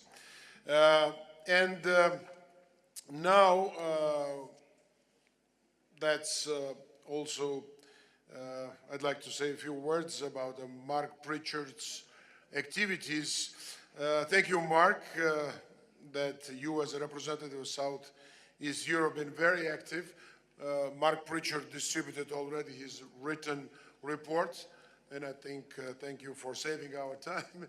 But I'd like to say one thing. In a very short time, Mark Pritchard, as a special representative, did a very good job, to increase our presence in the region. He traveled in Albania, in Montenegro, in Serbia, meeting high-level representatives there. And you know that for the Parliamentary Assembly, for the OSCE, Balkans are priorities, and the engagement with the Balkan countries are very important. And I'd like to, I really raise now your intention to speak with my remarks. Please. Mr. President, please don't panic. I'm not going to speak for too long. I just wanted to put on record my thanks to you, to the Secretary General, again to the Secretariat, supporting the work of all the special representatives out of Vienna and Copenhagen, and indeed my own Secretariat in the UK. But I think it's important to put on record also my thanks, and I'm sure you'll agree, to my predecessor, Roberto Batelli, for the excellent work he did over 12 years, and of course, Ambassador Andreas Notelli, who's not here today, but has assisted me throughout the visit to Montenegro, Albania, and Serbia, and I hope to visit both Kosovo and Macedonia over the coming weeks and months. I just want to also thank all of the capitals represented here where I have visited for the warm reception that I have received, and also for the constructive and productive dialogue that has been undertaken in those capitals. So again, thank you for your trust and confidence, and I hope to continue the important work of Mr. Batelli over the coming weeks and months. Thank you, sir. Thank you very much again, and I'd like also to thank all our staff members who are assisting and helping our special representatives. You all know, and we spoke about this, especially about Francesco, our Vienna officer, all of them. They are very helpful, and I would say crucial to have the successful visits in the regions. Now I'd like to ask our chairperson of the Subcommittee of Rules and Procedure and Working Practices, Lord Peter Bonis, to make his presentation. Dear Peter, please, the floor is yours, and I think everybody is very much interested what you will say here. Well, thank you very much, Mr. President, and I hope that the anticipation is not too great and people will not be disappointed. Everybody here, or most people, will know that after the Minsk annual meeting, a paper was produced which questioned some of our long-standing procedures, especially with regard to our 3 statutory meetings. And it raised certain questions with the objective of making better and more effective use of members' time at these meetings. I should say, in passing, that the work done by individual members on committees, special committees and special representatives was acknowledged, and of course the work of the election monitoring is not questioned. But a lot of that work doesn't receive proper consideration in the Assembly as a whole. And you, Mr. President, set up a working party to look at some of these issues. Now, the International Secretariat has been very helpful in that a number of things which didn't require any rule changes have been put into play in an attempt to make the autumn meeting more effective and interesting, and the opportunity for members to discuss certain issues. We've seen representatives from field missions here. We saw at the winter meeting the opportunity for the plenary to debate one of the special committee reports. And this work may not be headline grabbing, but it is actually important. The Secretariat has also agreed, and we saw it start in a small way after Berlin, that the format of the declaration should be changed to bring together the recommendations rather than being scattered through however many pages. And we're looking at ways in which an executive summary can be produced. We're also had a meeting with the officers of the Assembly yesterday, and I hope I don't misrepresent anybody, but I think there were a number of things came out of that we need to look at better and more effective ways of using the committees, and using the committees as an opportunity for discussion, not merely for consideration of the report to go in the annual declaration. We think that this is important because one of the other objectives is to see the Bureau taking up the role which the rules envisage, and that is to have a role in guiding and giving a lead on the political agenda and objectives of the Assembly. But one thing is absolutely clear, that of course decisions are made here at the Standing Committee, and both the Bureau and the Standing Committee, if they are going to have a different role and a more effective role, they are actually going to have to look at what goes on the agenda at their particular meetings, and the evidence of that is in front of you today. We're very grateful to the International Secretariat for picking up the suggestion that that these agendas be timetabled. But in fact, further changes will need to be made if we're going to have the opportunity to discuss at length some of the important issues which have already been mentioned here today. So this is all onward going work.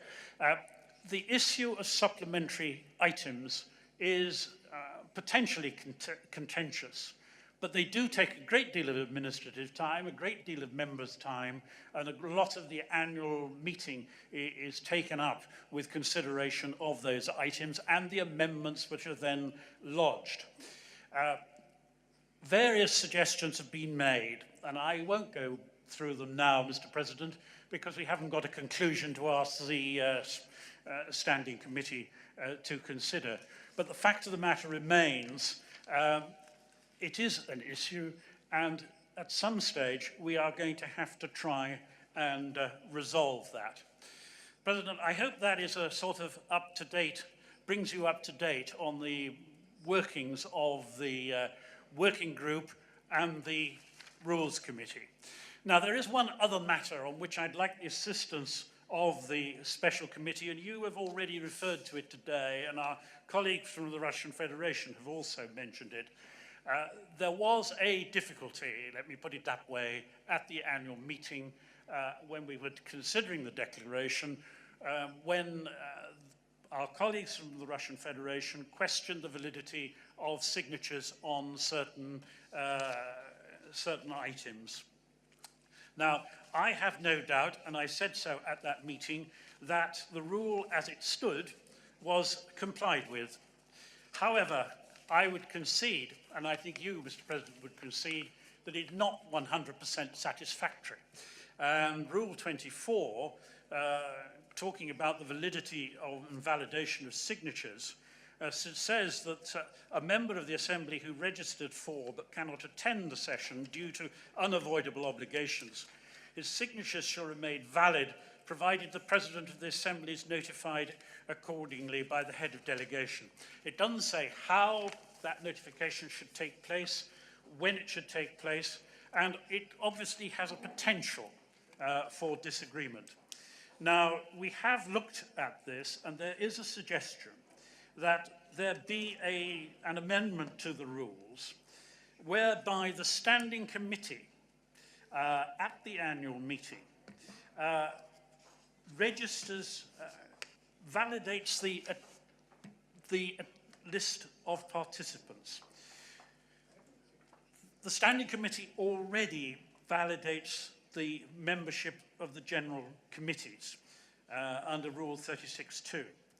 And so there is a suggestion that the Standing Committee would approve the participants list as it stands at the time of the Standing Committee, based on the information provided to the Secretariat, and that once that list has been approved, the signatures will be deemed to be valid.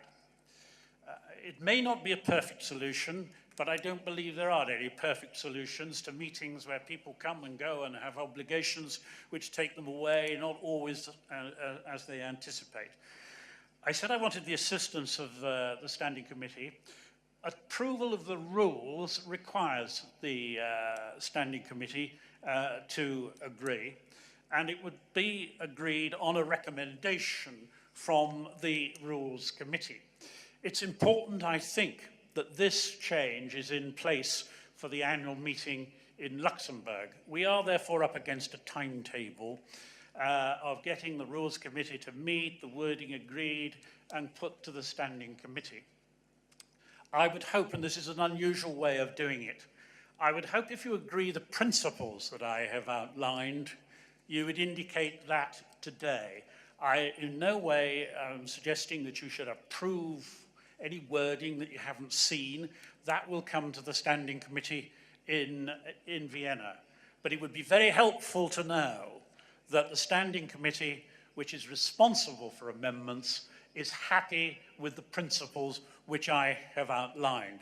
And those are, just to repeat, that the Standing Committee at the annual meeting would approve the list of participants as it stands at its meeting on the basis of the information that has been provided to the Secretariat, and that once that list has been approved, anybody who has signed something and who is on that approved list, their signature would remain valid for all purposes under the rules. So I hope that could be agreed. Thank you very much, Mr. President. Thank you very much. I think what we anticipated, it happened. It was very interesting, dear Peter. What I'd like to say very shortly, so the work which is done by Peter and the group and some of us who participated is very important to rationalize our work and to make it more effective. And it was also demand of many of our members, and we are in this process. I think step by step we are moving forward, and we are making decisions. What Lord Bonis announced now, I think there are no any objections to that, because all of those things, starting with supplementary items, with the specific provisions which created, let's say, harsh discussions, I think it should be responded and adequately solved. I'm very much thankful also to vice presidents who yesterday also they contributed to this discussion. And I think finally some of our findings now will be agreed finally Standing Committee in Vienna, it might be, or then some of them in Luxembourg, as Lord Bonis said. But the issue with the signatures, I think this is one of the most rational offers, that the suggestions that we heard now. And with this back to objection or a request from Russian Federation, that we're keeping our word. So we are just refining according the experience of Berlin, and I think there should be the very, the low, the small amount of things which gives you the ground for interpretations. It should be as precise as possible, and I think Lord Bonus is a most right person to identify where we have these weaknesses. Any questions? No. So, Peter, can we conclude with this? Or yes, indeed. Okay. If the standing committee is happy, we will bring, after discussion with the Rules Committee, formal wording, but taking from this meeting that the principle of what I've suggested has been agreed. Yeah, thank you. The principle is acceptable. I think delegations will receive then more formal, the way officially what will be a proposal for the committee. Thank you. Now I'd like to ask our dear treasurer, dear Doris Burnett, to present her, let's say, report, and also using once again this opportunity to thank you and all your delegation or your staff for a great Berlin session. So that was most memorable for us. Thank you. Well, thank you very much, dear George. Dear Mr. President, members of the Standing Committee, I would like to start my report here in Bishkek by warmly thanking the host parliament for the support provided to our organization by hosting this annual meeting. It's a great pleasure to be here, to me at least, for the first time in Kyrgyzstan. My gratitude also to all those member parliaments who have hosted and will host the assembly meetings and events in the future. I was pleased, and you said it again, that the annual meeting in Berlin went so well, and therefore my thanks goes to the German Bundestag administration and for the organization of our annual session. It was well done. I call on those delegations that have not yet hosted a meeting of the Assembly to do it soon, or if those who had already hosted may think about to host again a session of us. It mustn't be the annual session, it also could be the autumn session. The Assembly functions in an extremely cost-effective way because we use the countries and their parliaments, but we need the continuous support and solidarity of national delegations and parliaments to ensure that the Assembly can continue its program of activities and meetings. I welcome the invitation of the parliaments of Luxembourg and Morocco for the coming meetings in 2019. I'm really looking forward to come to your two countries. Dear colleagues, I will be very brief. I'm pleased to report to the Standing Committee that the finances of the OSCE Parliamentary Assembly continues to be in good order, and I thank the Standing Committee for their anonymously supporting the budget I proposed for the financial year that began just a few days ago on October 1st. Once again, I'm very pleased that the Standing Committee understood the supported the proposed increase to meet the needs of the Assembly by providing the necessary financial backup. Because you realize by all the reports we heard before from our ad hoc committees and special representatives that our work has widened since we started, and therefore, of course, the needs of resources is really pressing. Therefore, thank you again for having our budget raised in last summer.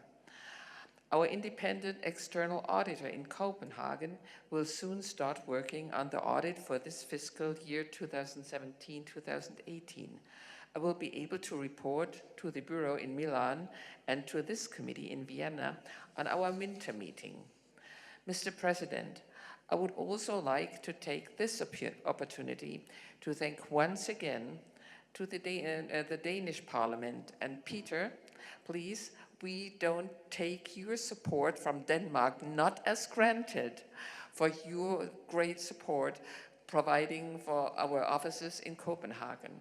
This is a real big lump sum we get there. I'm also very grateful to the Austrian government who serves us the same way, which provides assistance to our liaison office in Vienna. I also warmly thank the Italian government currently holding the OSCE chairmanship for seconding 2 valuable staff persons in our headquarters in Copenhagen and Vienna, and I certainly do hope that the German government soon can do a secondment also for the Vienna office. We will soon hear from our Secretary General, but let me underline my support for the ongoing process being carried out in the Secretariat to modernize and potentially restructure the budget to better reflect the current realities of our organization. Let me conclude by thanking the Secretary General Montella and his deputy Gustavo Polares and actually all the staff for this effective way to manage not only the finances, but to manage our whole organization, because we rely on you and you do a great job, and thank you very much, and give them a big hand, please.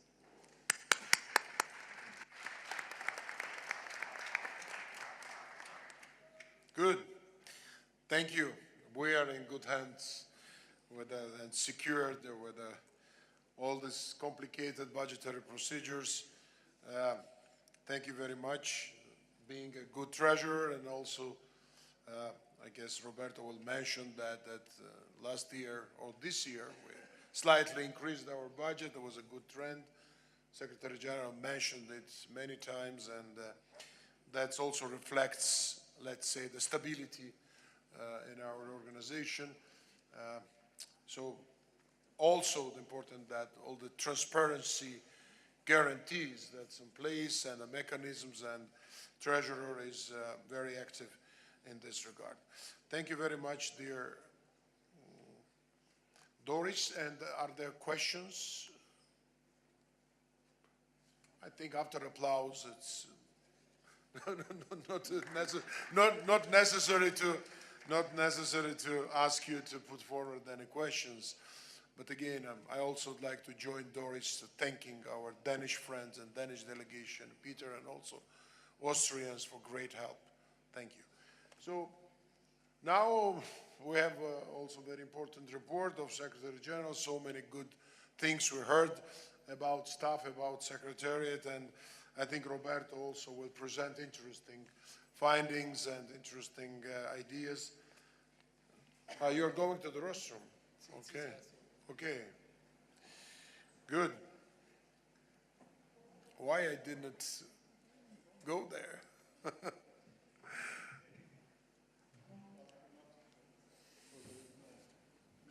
Okay, sit here. No, it's easier to see everybody. Yeah. Okay. Thank you, Mr. President. I would like to also thank the host country, in particular Mr. Orlukov, Taimatan, and Dastan for the work. Thank you very much. I was here with Christine Moutonen in 2016 when she was then Vice President, when we launched the idea.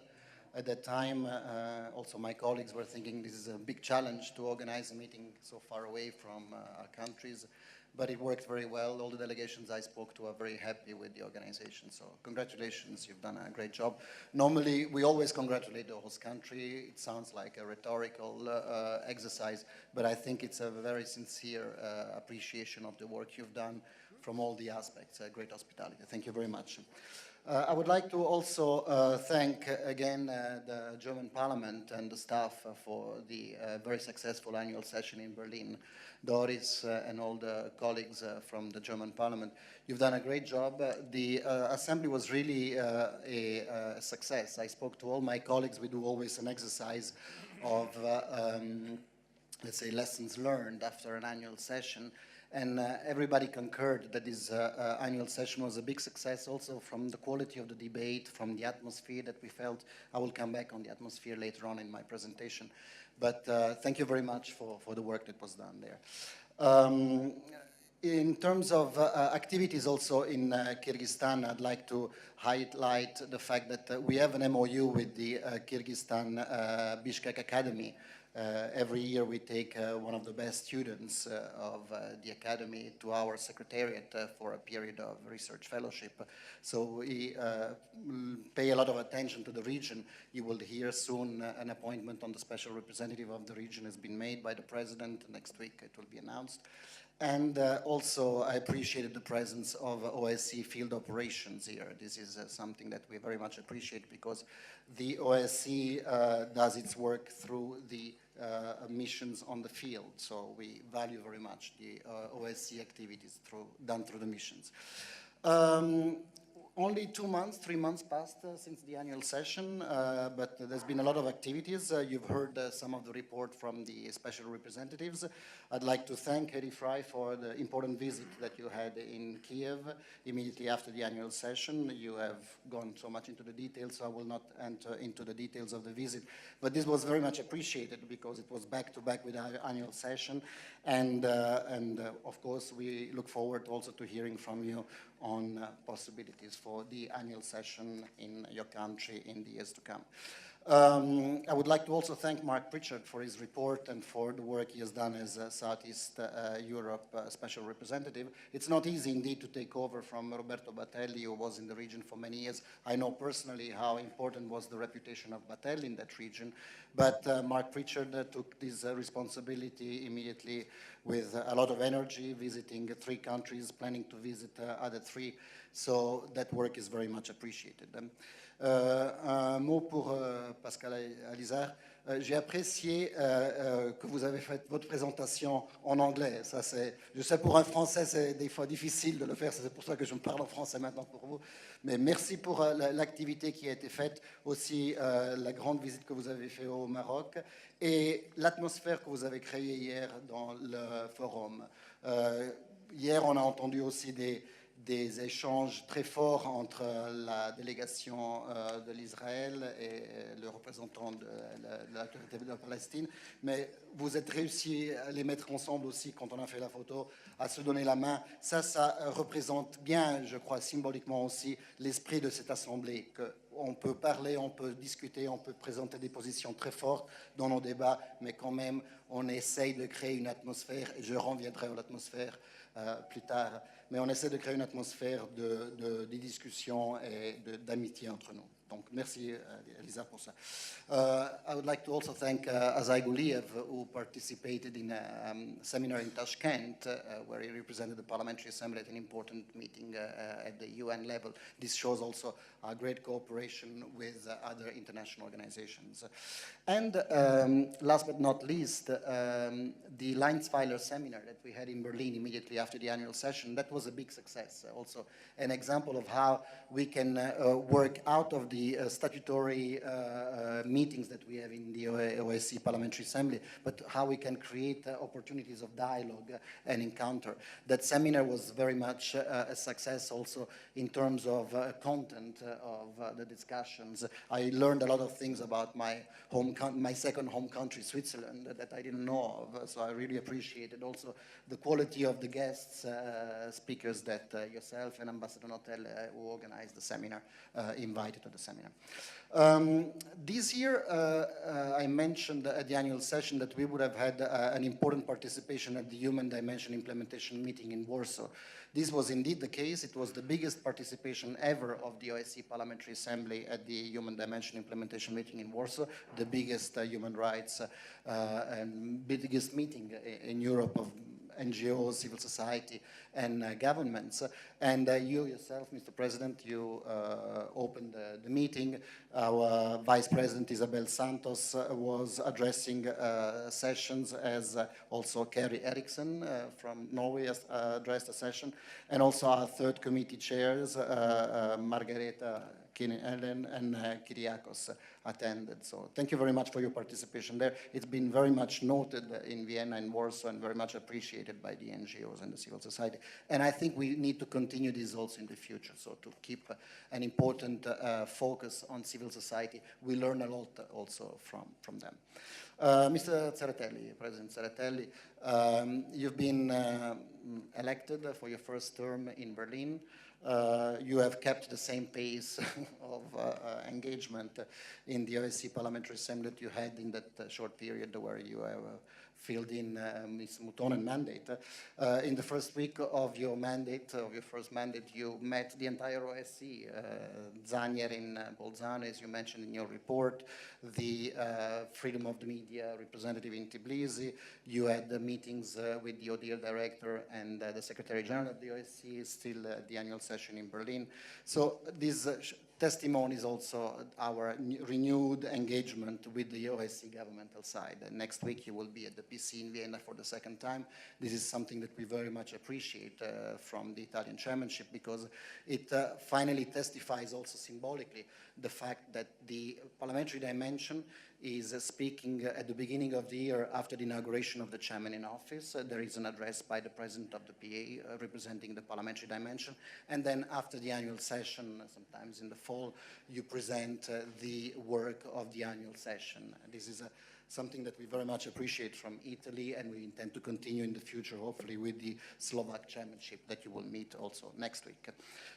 You had also important visits in Armenia and Azerbaijan. We've seen today how sometimes those visits are challenging, but you've managed to do that in a very elegant manner. And also in your, I would say, very personal style, creating very personal atmosphere with the highest leadership of those countries. I've been in meetings with you and with the president of both countries, with the speakers of both countries, and I must say there is a personal rapport which sometimes helps also to get over the normal and understandable rhetoric that one has to have in public, but sometimes also behind the doors and behind the scenes, you can create a good atmosphere between leaderships.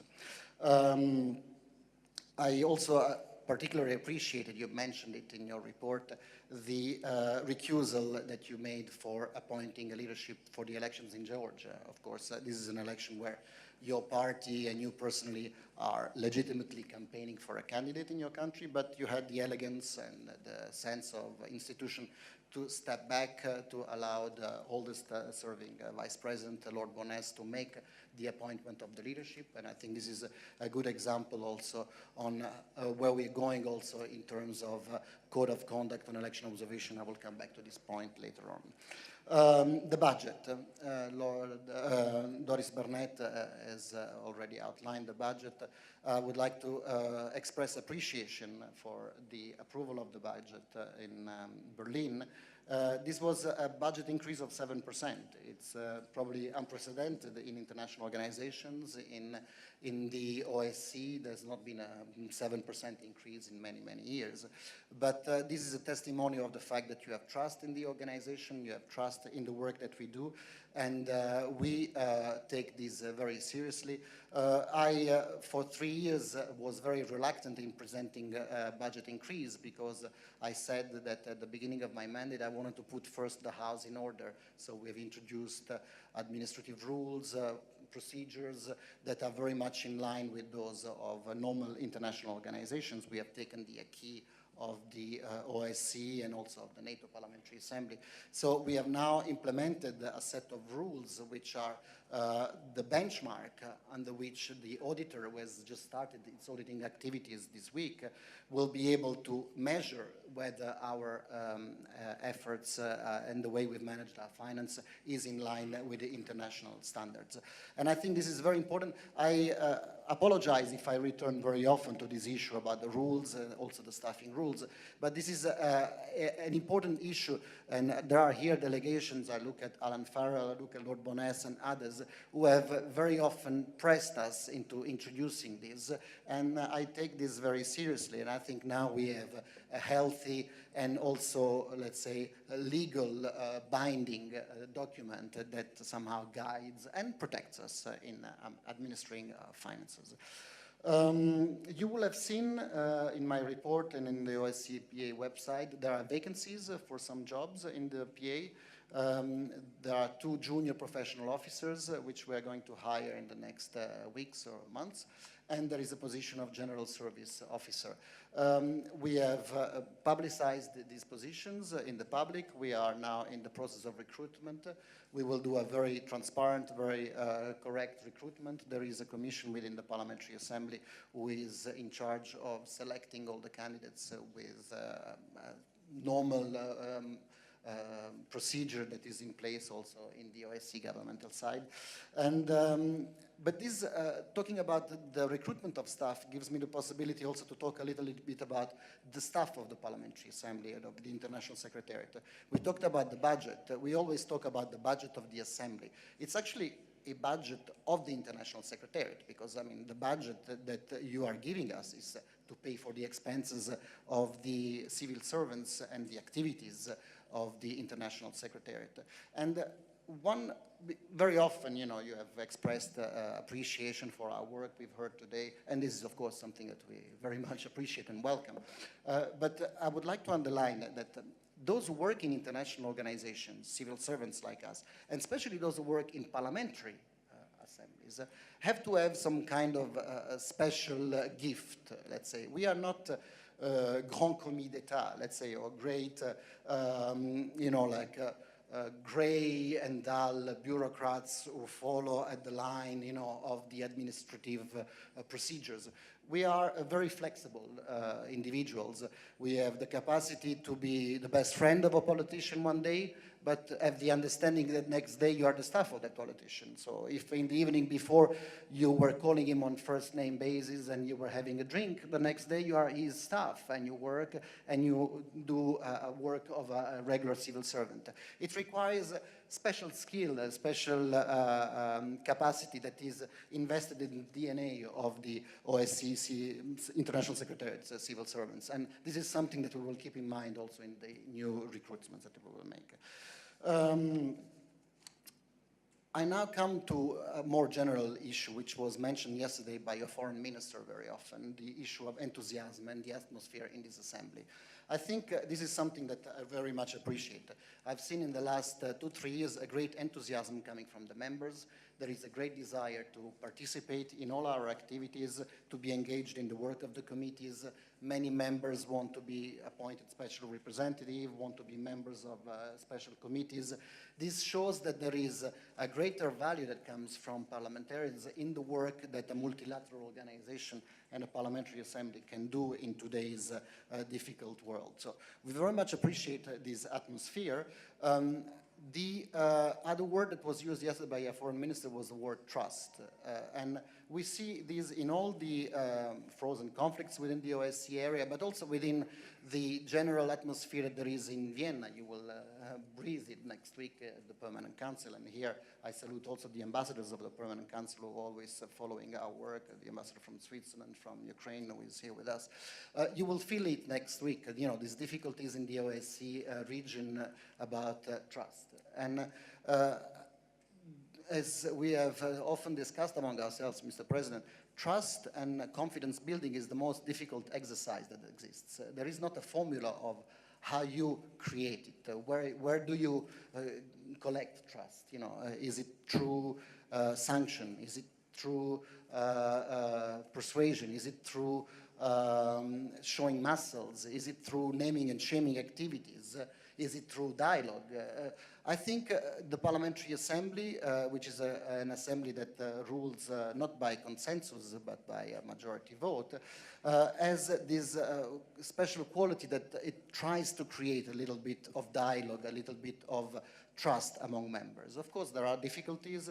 We are not the place where we will solve all the problems within the general OSCE region, but we can put a little seed, a little bit of contribution to enhance trust, to enhance dialogue among ourselves. And I see it happening, probably not sometimes when the cameras are on and when we have general plenaries, but outside in the receptions or in between meetings. I see that members of different countries who have difficulties try to reach out to each other and speak. And this is something that we very much appreciate. And I think this is the main, let's say, ragione sociale. I don't know how the interpreters will translate it into English, but it's the main reason of this assembly is exactly to create a platform for dialogue, for confidence, and for building a little trust among ourselves. That's basically what I would like to say. We'll go through the upcoming events later on, but we will be very busy, of course, in the autumn and with the upcoming elections in the US, in Georgia, and immediately after the Vienna meeting, there will be elections in Moldova, exactly that same weekend. We will have elections, important elections in Ukraine. Our last observation mission in Ukraine was the biggest ever in the OSCE Parliamentary Assembly. I expect also the one on the 31st of March to be a very big election observation mission. So we have important events upcoming. And j'aimerais aussi bien remercier la délégation du Maroc qui est ici dans un grand nombre. Vous a pris cette grande responsabilité d'organiser la prochaine session d'automne à Marrakech. On vous remercie, on apprécie ça beaucoup. Et en particulier, on remercie le fait que vous avez créé les conditions afin que toutes les délégations, et aussi la délégation d'Israël, peuvent participer à votre rencontre. Donc, ça c'est bien noté, bien apprécié. And of course, this also leads me to the usual question that I have, is that one of my responsibilities as Secretary General is, of course, to ensure venues for the Assembly to have its meetings. We are not like the Council of Europe who has an hemicycle or like a normal parliament. We exist if there is a place where we can have the future autumn meeting or the future annual session. So I thank also Romania who has taken the responsibility to organize the 2021 annual session. Canada is in discussions for 2020, but for 2022, 2023, I hope that countries around the table who have not yet taken on that responsibility will consider that.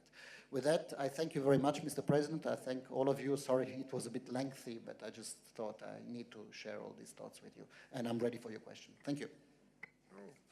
I think, dear Roberto, it was good that you went even beyond some technicalities and you touched upon the sometimes personal, sometimes, you know, our collective values that we have in this assembly and the spirit which we'd like to keep. So we are people who are going to different regions and trying to promote peace there, trying to promote, you know, reconciliatory ideas, the more cooperation, but we have to set example. I think, and what Roberto said, it's reality, and I'm, as a president, very much appreciate and satisfied with the spirit we have. And I'd like to say one thing, it's very easy to work with the Secretariat, not because of they are competent or they are professionals, but we have this certain level of trust. And in politics, you should be very vigilant. Of course, we know that, but we have no conspiracies, no hidden agendas. Everything is transparent here. We're talking with you very sincerely where we see our, let's say, the weaknesses, where our strengths, and how to move forward. And I very much appreciate that Secretariat is doing very well. I'm very frank, you know. You saw my report here. Maybe there's some of you could even smile, why so many travel and how we can doing that. I'm also, it's not about me, but it's about the Secretariat, about staff. They should accompany, they should prepare many things, everything should be on place. And I could say that it would be very difficult to any leader, any president, any vice president, or any special representative to work without great help of our staff. It's a great asset, and we reiterated it many times that with a small budget to have this capacity, it's quite rare. and we'll try to also assist you, Roberto, and all the staff here, how we can, with all our means, and also try to preserve for coming years that what was created here. Of course, we appreciate, I'm from my side, the history of the PA didn't start with my presidency. Of course, there have been people, my predecessors, who did a great job here also to create this very solid foundation, even for our normal human relations here, but also in the secretariat and the staff. And I see, you know, the great enthusiasm here during our meetings, during our travel, during the negotiations, and what, just to, not to have this picture that we're sitting together and praising each other, but even this increased level of cooperation, which will give not only visibility for the Parliamentary Assembly, but the more, let's say, deliverables, more implementation of our work, which we want. We want it, we'd like it in our own parliaments, what we're doing. So we're shaping policies that government should implement it. So Roberto's personal role and the Secretariat's role is huge to keep and to maintain the very good relations with the institutions, with the other partners, and of course with our governmental branch. So I'm very much thankful from my side as a president, and also will try to keep that pace of our activities. But there's a one aim and one idea to, for the sake of this Assembly's authority, integrity, and effectiveness. Are there any questions to Roberto? Okay. Guliyev. Thank you, Mr. President. I'd like to join you in thanking our Secretariat, International Secretariat, particularly Secretary General, our friend Roberto Montella, for the tremendous job that has been done by the collective team for the last 2 or 3 months since Berlin session. It is really pretty much appreciated. And of course, I always witness the unity of the Secretariat, capability, professionality. I also want to thank Secretariat for providing me with all necessary conditions to represent our Assembly in Tashkent seminar organized by the UN Special Agency on Preventive Diplomacy for Central Asia. I appreciate the great contribution made by Farima Daftari. Of course, it should also be mentioned. And Mr. President, Mr. Secretary General, we have good tradition of holding a Lancewire seminar initiated by our friend Doris Barnett. It is really becoming a traditional event and being institutionalized, and of course being a platform for discussing many challenging issues. I think this initiative should be continued. I appreciate the continuous support given by the Secretariat. And when I was in Tashkent, in Uzbekistan, we had the discussion with special representative of the Secretary General of United Nations, Madam Naila, about holding joint event together with OSCE. I think it sounds well. We have to look at our possibility, how much we are ready in terms of the financial support, or sending some of our experts or staff from Secretariat to hold some of the event in the region, which is very important for us. It should be on the focus of our agenda. And I think the United Nations has launched very important initiatives to provide space for parliamentary diplomacy, as well as enhance dialogue among the Central Asian countries. So I think it is pretty much interesting for us, if it is possible, Mr. Secretary General, to take into account in our further activities and the plan how we can do together with the United Nations Special Agency on Preventive Diplomacy. Thank you, Mr. President. No other questions. Please, Roberto. Thank you, Mr. President. Thank you, Mr. Guliev. Of course, we will enhance, we have already enhanced our cooperation with the UN. Yesterday, Mr. Voronkov was at the PC in Vienna discussing about the UN Compact on the fight against terrorism and congratulated the work of our Committee on Terrorism. We are trying to find venues of cooperation with all possible parliamentary assemblies and international organizations, and of course you've seen it within the OSCE family as well. As I've often said, it's not la coopération pour la coopération. Of course, we always want to cooperate, we want to be friends with each other, but the reason why we cooperate is because we find areas where working together makes our delivery on the ground more efficient. I give you an example on the parliamentary dimension of the Mediterranean.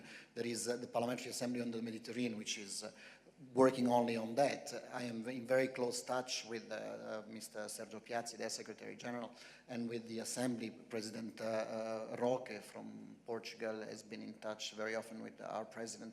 We try to fine-tune activities so that we don't just try to say, okay, well, the OSCPA is present in that region so that we are nicer than the PAM, but we try to coordinate activities in order to see how we can best deliver in one specific country. So sometimes avoiding overlaps, sometimes joining missions. So that's the type of cooperation I like, you know, because of course, if we want to say cooperation, check, yeah, we are cooperating, we are nice with each other, but it's really a cooperation based on what is it that we cooperate for.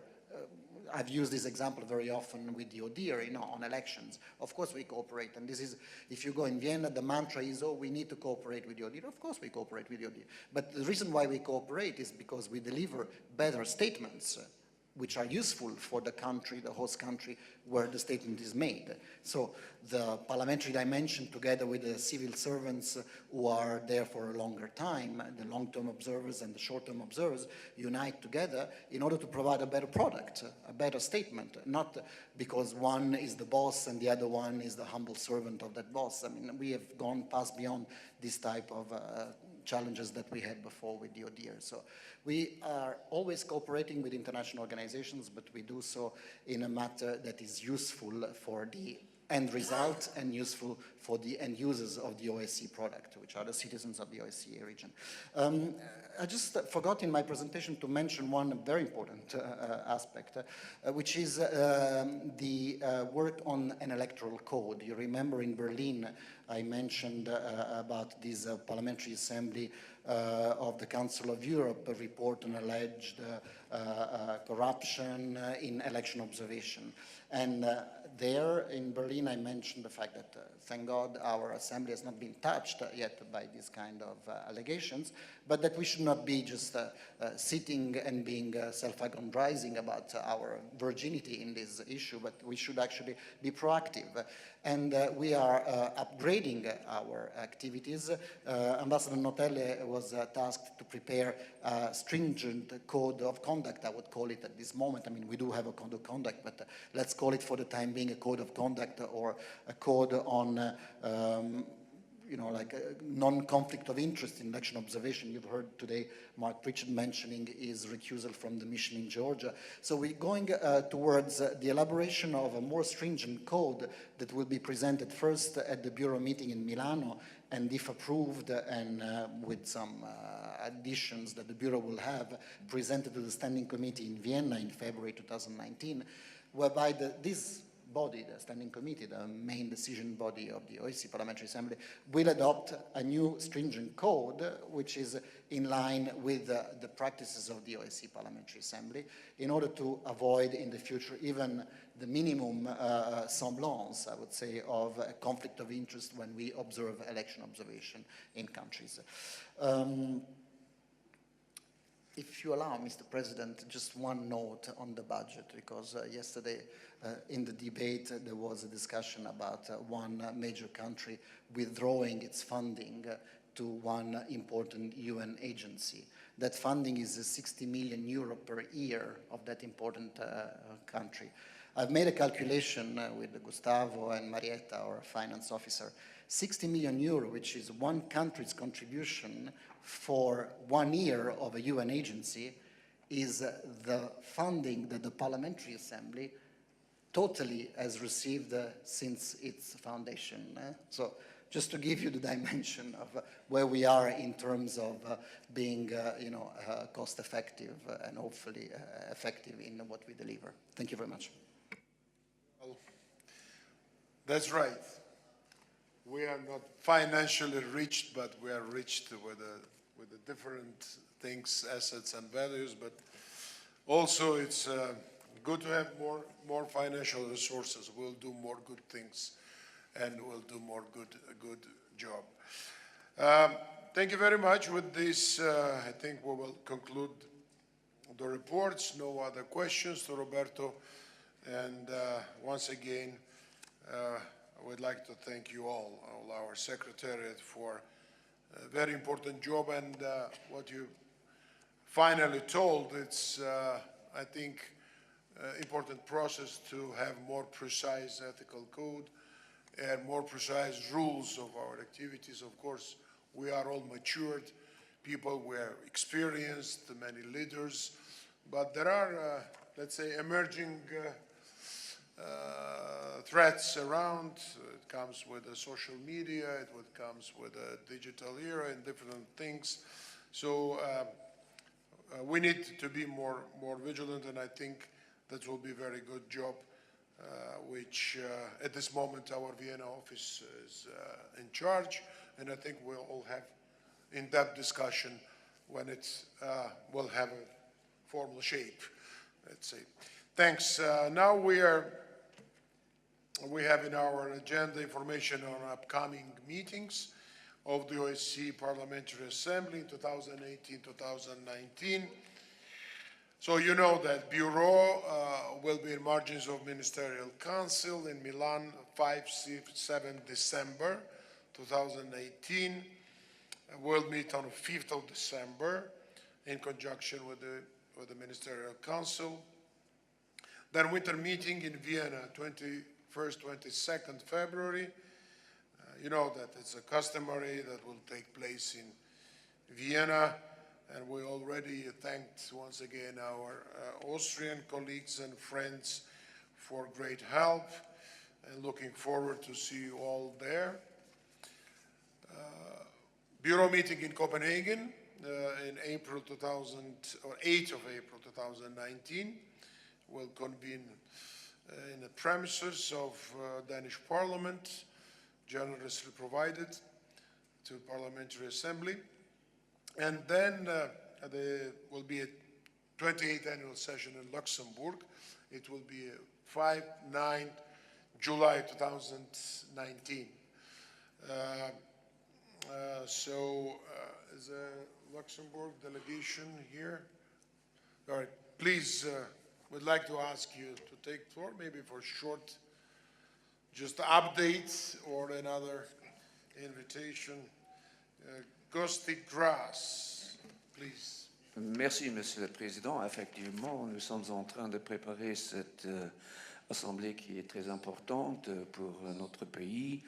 Et d'ailleurs, je vous invite encore une fois à venir au Luxembourg, un des plus petits pays de l'Union européenne. Je crois que ce n'est pas le plus petit en ce qui concerne l'importance. Vous savez tous qu'actuellement, le président de l'Union européenne, de la Commission européenne, est présidé par un luxembourgeois, par M. Jean-Claude Juncker. Donc, soyez déjà les bienvenus au Luxembourg en juillet prochain. Merci. Thank you. Thank you for your kind words.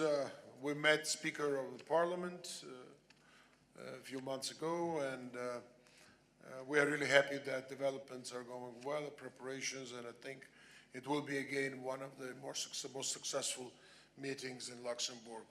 Thanks. And then our autumn meeting in Marrakesh, we underlined many times the level of cooperation with Mediterranean countries, and it's of course it's a very vivid example of strengthening and deepening our work and cooperation with our friends and colleagues, and especially with Morocco. Morocco was mentioned many times today, and I'd like to ask now our friend and colleague, Mr. Mohamed El Bakouri, to say a few words about their preparations and their plans. Please. Thank you, Mr. President. Your Excellency, President of the OSCE Parliamentary Assembly, Your Excellency, Secretary General of the OSCE Parliamentary Assembly, dear colleague. It's my distinct pleasure to address this brief message of appreciation and recognition in front of you today. I would like to extend my gratitude to the Presidency and International Secretary of the OSCE Parliamentary Assembly for their effort in made at strengthening the organization partnership with our country and with the other Mediterranean partners to address the emerging issues and challenges facing our region. Very important issues shall be studied in the next autumn session to be held in our country next year. The OSCE Mediterranean Forum to be held in Marrakesh will be a milestone that will undoubtedly mark the partnership between the organization and its Mediterranean partners, as it would warrant greater attention to our Mediterranean region. For the first time, emerging issues challenging our region will be studied during a prominent session in the Mediterranean partner to the OSCE Parliamentary Assembly, and we are very proud for that privilege. This event is a clear reflection of a new approach adopted by the OSCE Parliamentary Assembly in dealing with the security challenges as a complex topic focusing on not only on territorial integrity and military issues, but also on economic, social, political, environmental, and cultural dimensions involving all countries of our region. We are proud as representatives of the Kingdom of Morocco serve our mandate in this parliamentary assembly during this period, as we witness and witness that security actors are no longer limited to the state from the northern hemisphere, but also a new actor from the south who are becoming increasingly important in the equation. Finally, on behalf of myself and other members of our delegation, I would like to express to you our excitement to receive you all in the wonderful and culturally rich city of Marrakesh from the 3rd to the 6th of October 2019 in this era. Thank you very much.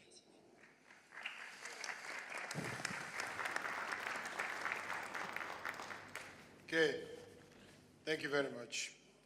And we really look forward to be with you and to discuss important issues for the region and beyond, of course, for the European security and prosperity. With this, we are very, very close to the end of the session. Traditionally, you know, at the end of our meetings, we're extending invitations for our future meetings. I'd like to remind you that we had also received during our winter meeting invitation from Romania to hold our 2021 annual session in Bucharest. And I think that the plan will be realized and political situation and economic development will allow Romania to host this event in 2021. We are confident, and thank you, the delegation and you had, and Vice President Dobre, yesterday during our meeting also to highlight your commitment and preparations for that. Although discussions are going with several delegations to host upcoming meetings, our autumn meeting in 2020 and 2021, and the statutory meetings from 2022 still formally require a host. There are some projects, there are some proposals, but it's not finalized yet. So if there are any suggestions, all are welcome. And we are greatly encourage parliaments which have not yet hosted any of our meetings or events to do so in future.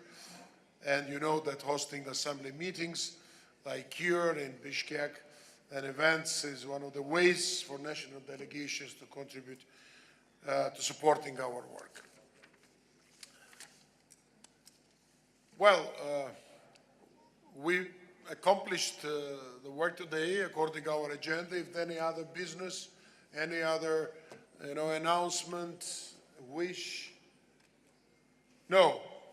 Thank you very much for your rational, effective work. We're even 15 minutes ahead of time. And I'd like to applaud to all of you, our interpreters and our staff for great help, and all of you.